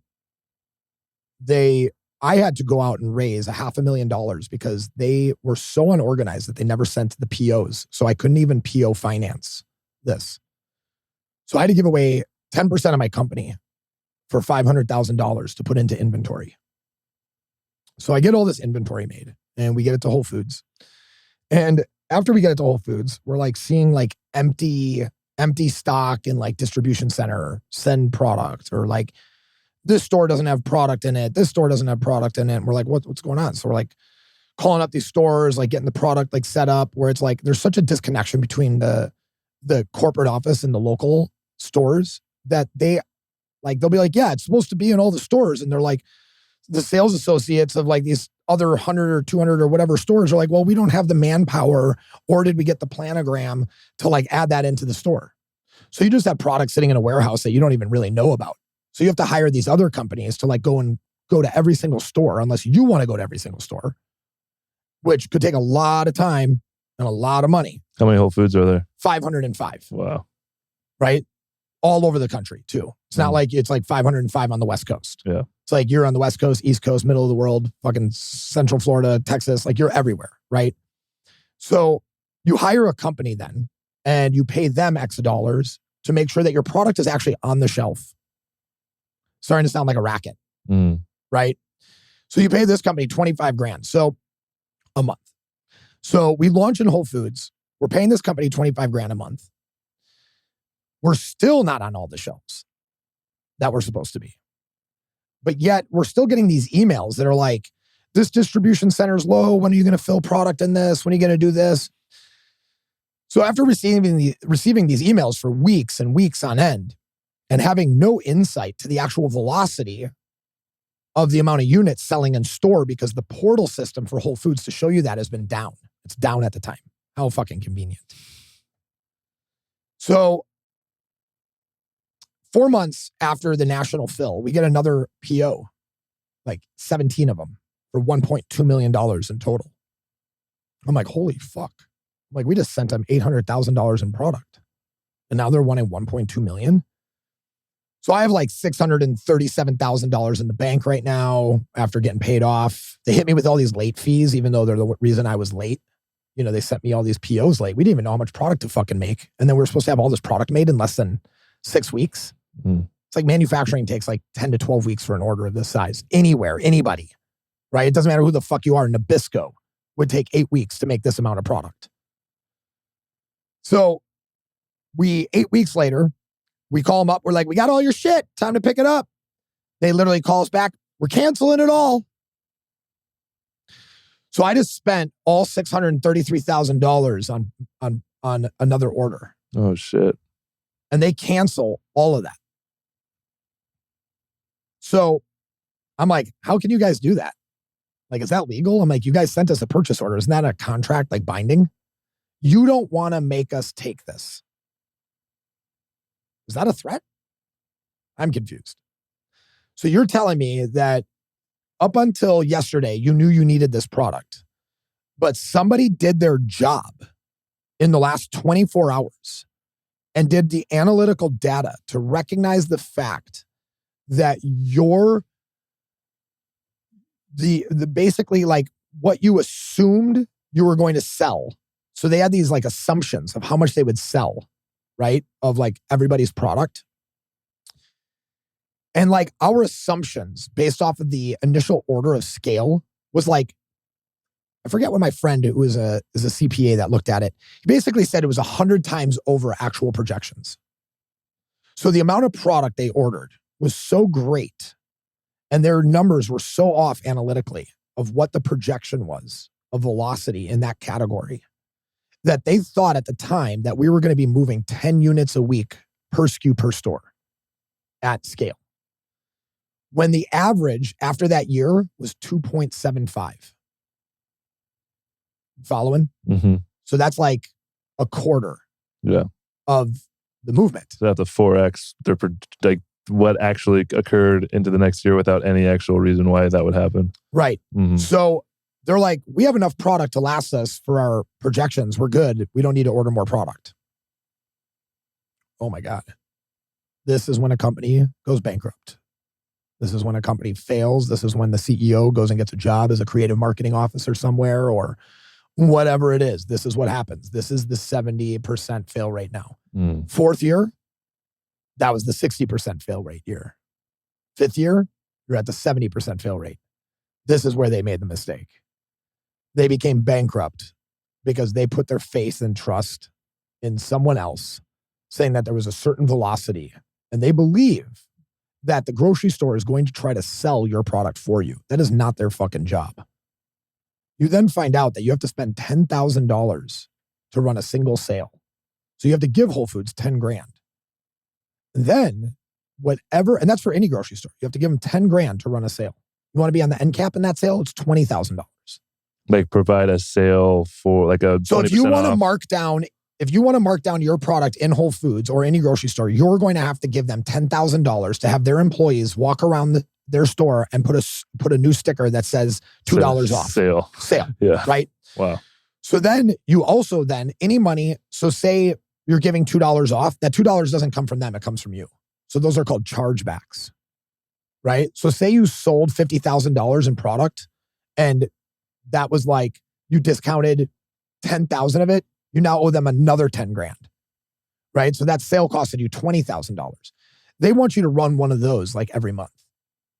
Well, you took all my money on this purchase order to be made and all this product. So I have no more money. Well, we're going to discontinue your product across the nation because your sales numbers aren't high enough. What are my sales numbers? 2.1. And my average needs to be a 2.75. I'm like, I haven't ran a single sale or a promotion because you bankrupted me with these fucked up POs. And now you're planning on discontinuing me because I didn't have the money to put this product on sale after you absorbed all my money. I'm like, does this sound right to you? Now, mind you, this took 12 weeks to actually get them on the phone to have this conversation. Yeah, who are you talking to at this point? Are you having actual phone conversations or just through email? These are emails that go unanswered for weeks at a time. Wow. Weeks at a time. So you have no idea. So like I start losing hair on my head because I literally think that I literally lost hair on my head. Wow. I had alopecia areata, started losing hair on the like little spot here, like the size of a quarter, little spot here, started losing it on my face, like just from the stress. Cause all of a sudden I'm like, oh shit, I'm going to have to fire my employees. I'm going to have to bootstrap this company, even if it exists still after all this, right? I have tons of friends that their companies went out of business with this. Almost not the same scenario. This is way fucked up on a whole nother level, right?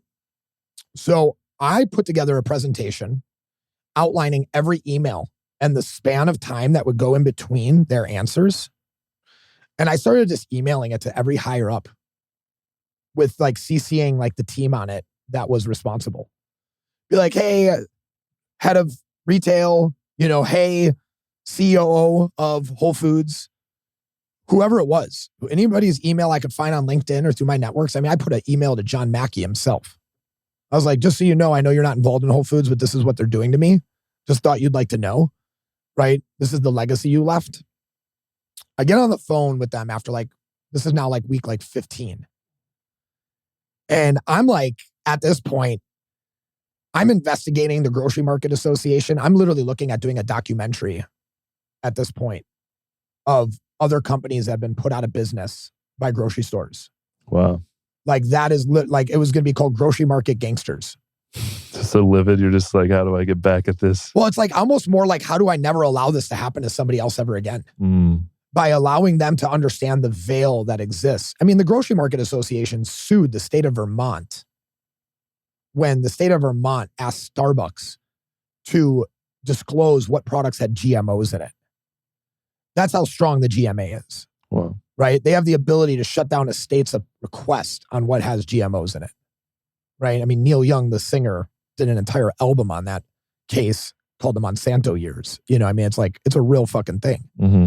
Not saying that Whole Foods or Starbucks is the enemy per se, but it's just the powers that be, right? It's the powers that be, right? So I finally get on the phone with them and they finally do something that seems consciously right, which is they're like, we're going to keep it on closeout sale and just try to move through as much inventory as we can. And in January, we'll re-up and we won't discontinue you guys. And I'm like, great. But you still move my product to closeout sections off the aisle of coffee. You effectively damage the perception of my brand by putting it on last call. And I have tons of people sending me DMs like, is everything okay with strong coffee? I see you on the last call at Whole Foods. That means you're being discontinued. I'm like, yeah, it's a long story. We're going through it right now, though.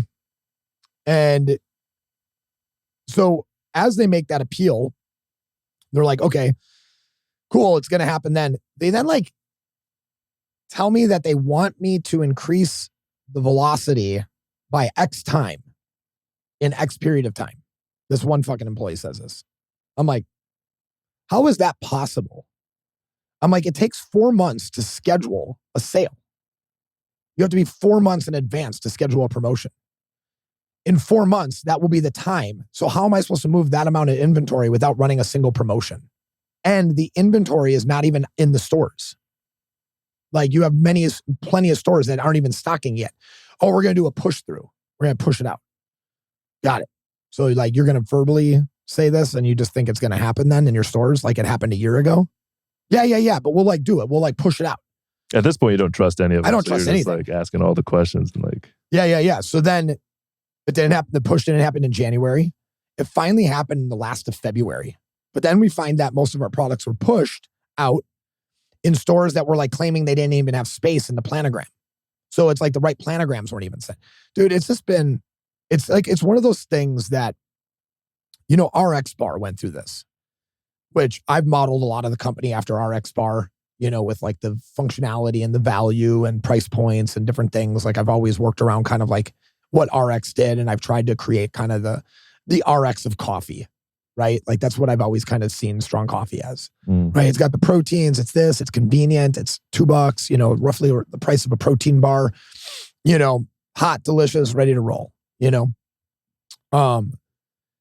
But grocery stores just require a lot of money to create the awareness where you basically realize that like, even though you're selling it to them for 50% over what you paid for it, you're lucky to come out with $1 profit at the end based off of promotional costs, chargebacks that you get hit with for being a day late. Say you were supposed to send 300 units and 299 showed up, you're shorting. So that's like a $10,000 fine.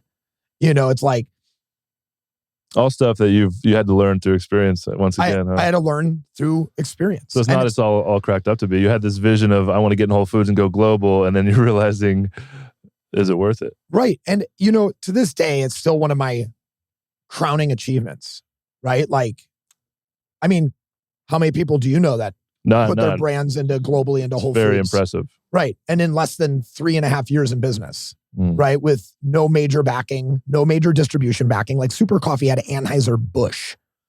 I'm sorry, but like if I started throwing that name around to anybody, I could get what I wanted, right? Because they know the name is so big that they're never going to fail on delivery, right? But they took a risk on me and I took a risk on them. And like effectively, I think my product makes Whole Foods a better place because like we are such a unique product in that space. But I must look at it now as it's just like, a Harvard diploma on my wall. Like it doesn't even matter that it's actually there, right? It's for show at this point where it's like, I want Whole Foods to be successful enough that it stays in shelves, it stays active, it continues to grow over time. But I won't continue to fold and bend to that kind of expectation without any type of mutual reciprocity.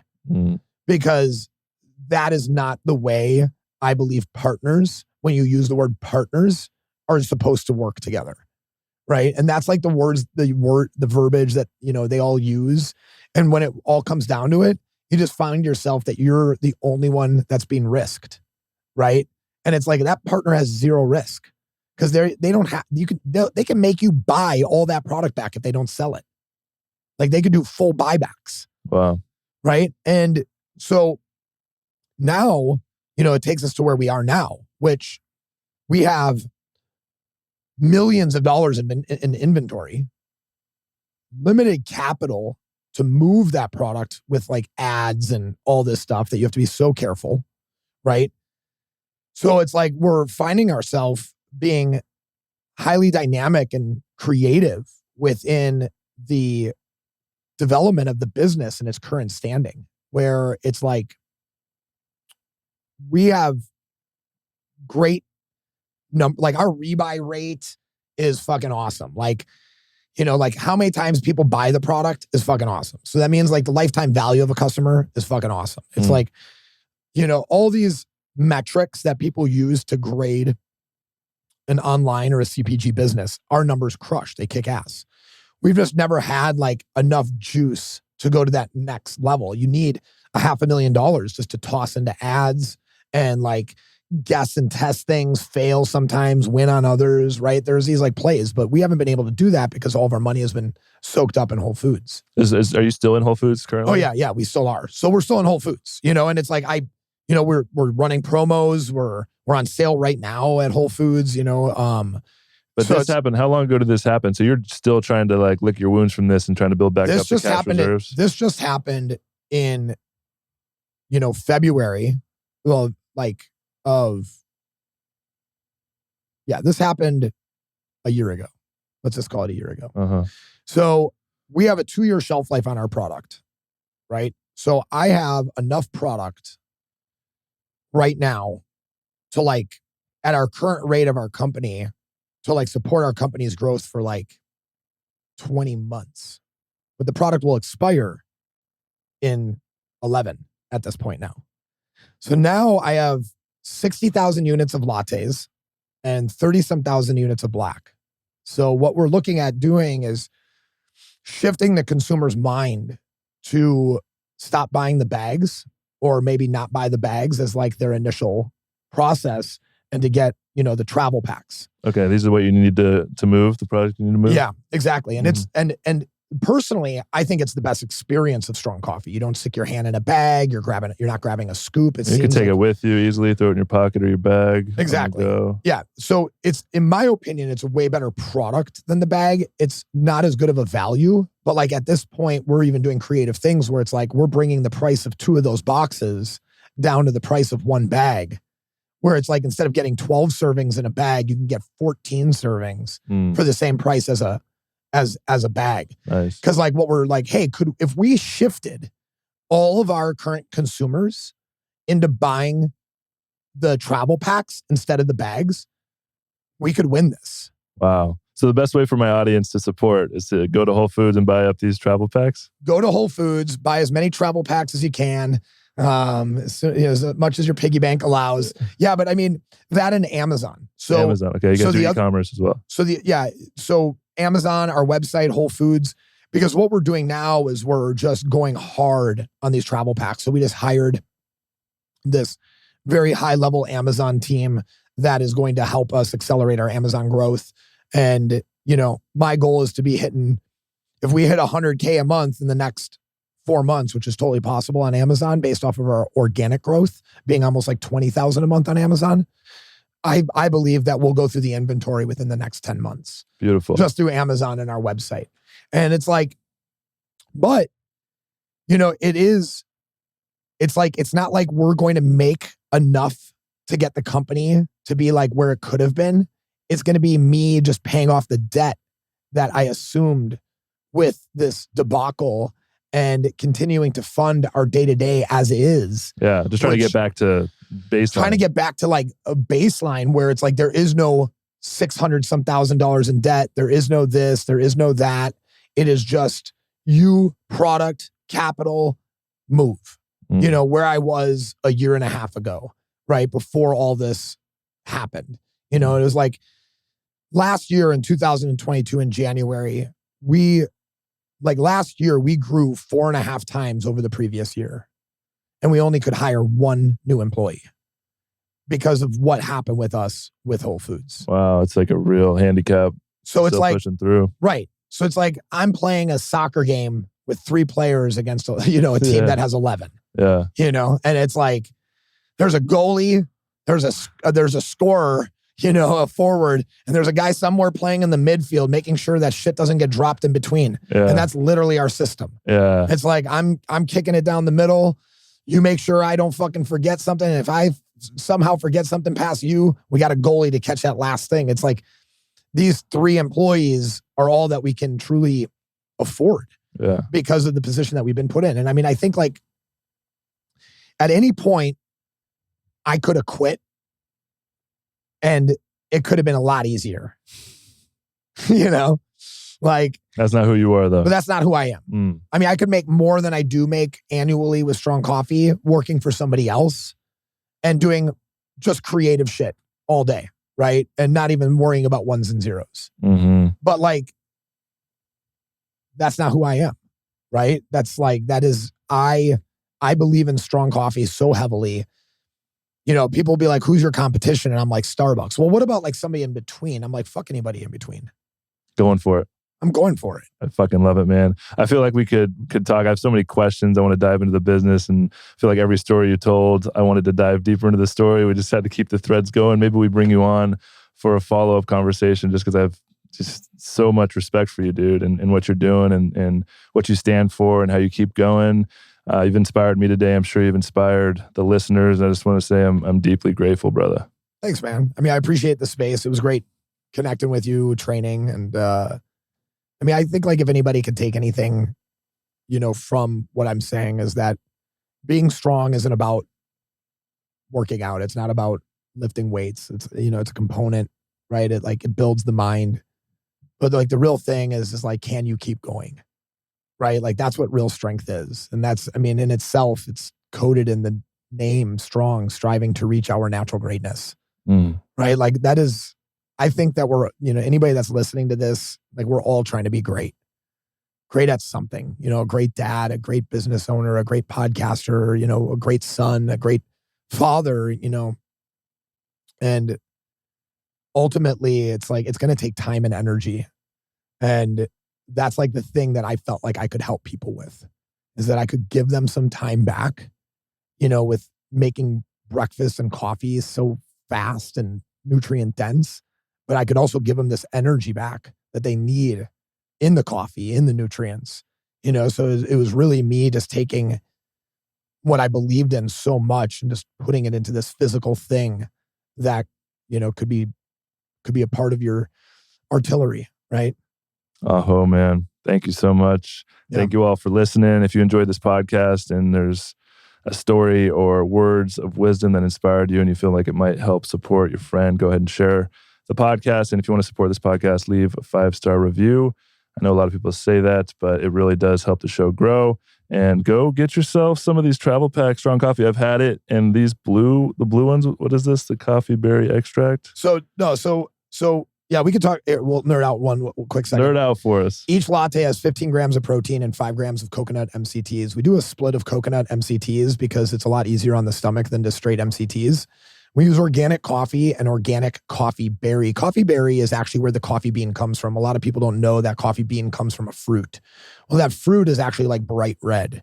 And that fruit is the richest source of polyphenols on the planet. It's the most powerful antioxidant for brain health. So it increases a neuroprotein in your brain called BDNF, brain-derived neurotropic factors. This protein is directly related to our brain's health and cognitive function. So when we measure what the likelihood is like of Alzheimer's, they're actually measuring like your BDNF as a main marker. So like how likely are you to have a neurodegenerative disease is correlated to how low your BDNF or how high your BDNF is would reduce a neurodegenerative disease. Fascinating. So I really looked at how to improve the brain's health and the body's health through essential ingredients, proteins, healthy fats, and then certain nutrients that protect the brain that actually have clinical and FDA approval for these claims to say, this cup of coffee increases your BDNF by 143%, which in effect is a large amount. And then there's L-theanine. The blue one right there is cacao. So it's got a cacao dark chocolate flavor. Ooh. Like a dark chocolate bar, not sweet, but like a hint of that dark sweetness, but not sweet. And then we have a morning fix, which is our vanilla latte. All of them have the same macros, same ingredients. It's just different flavor profiles. It's just so much more than coffee. I mean, this is so much more than like coffee. A health a supplement. Yeah. I mean, it really is. It's like if Athletic Greens was in coffee, that's what this is. Beautiful. And so many people love coffee. So if you guys want to support, go get yourself some of this. They're delicious. I drink this as well. Thanks again, brother. Really appreciate you. You're welcome, my dude. Peace. Peace.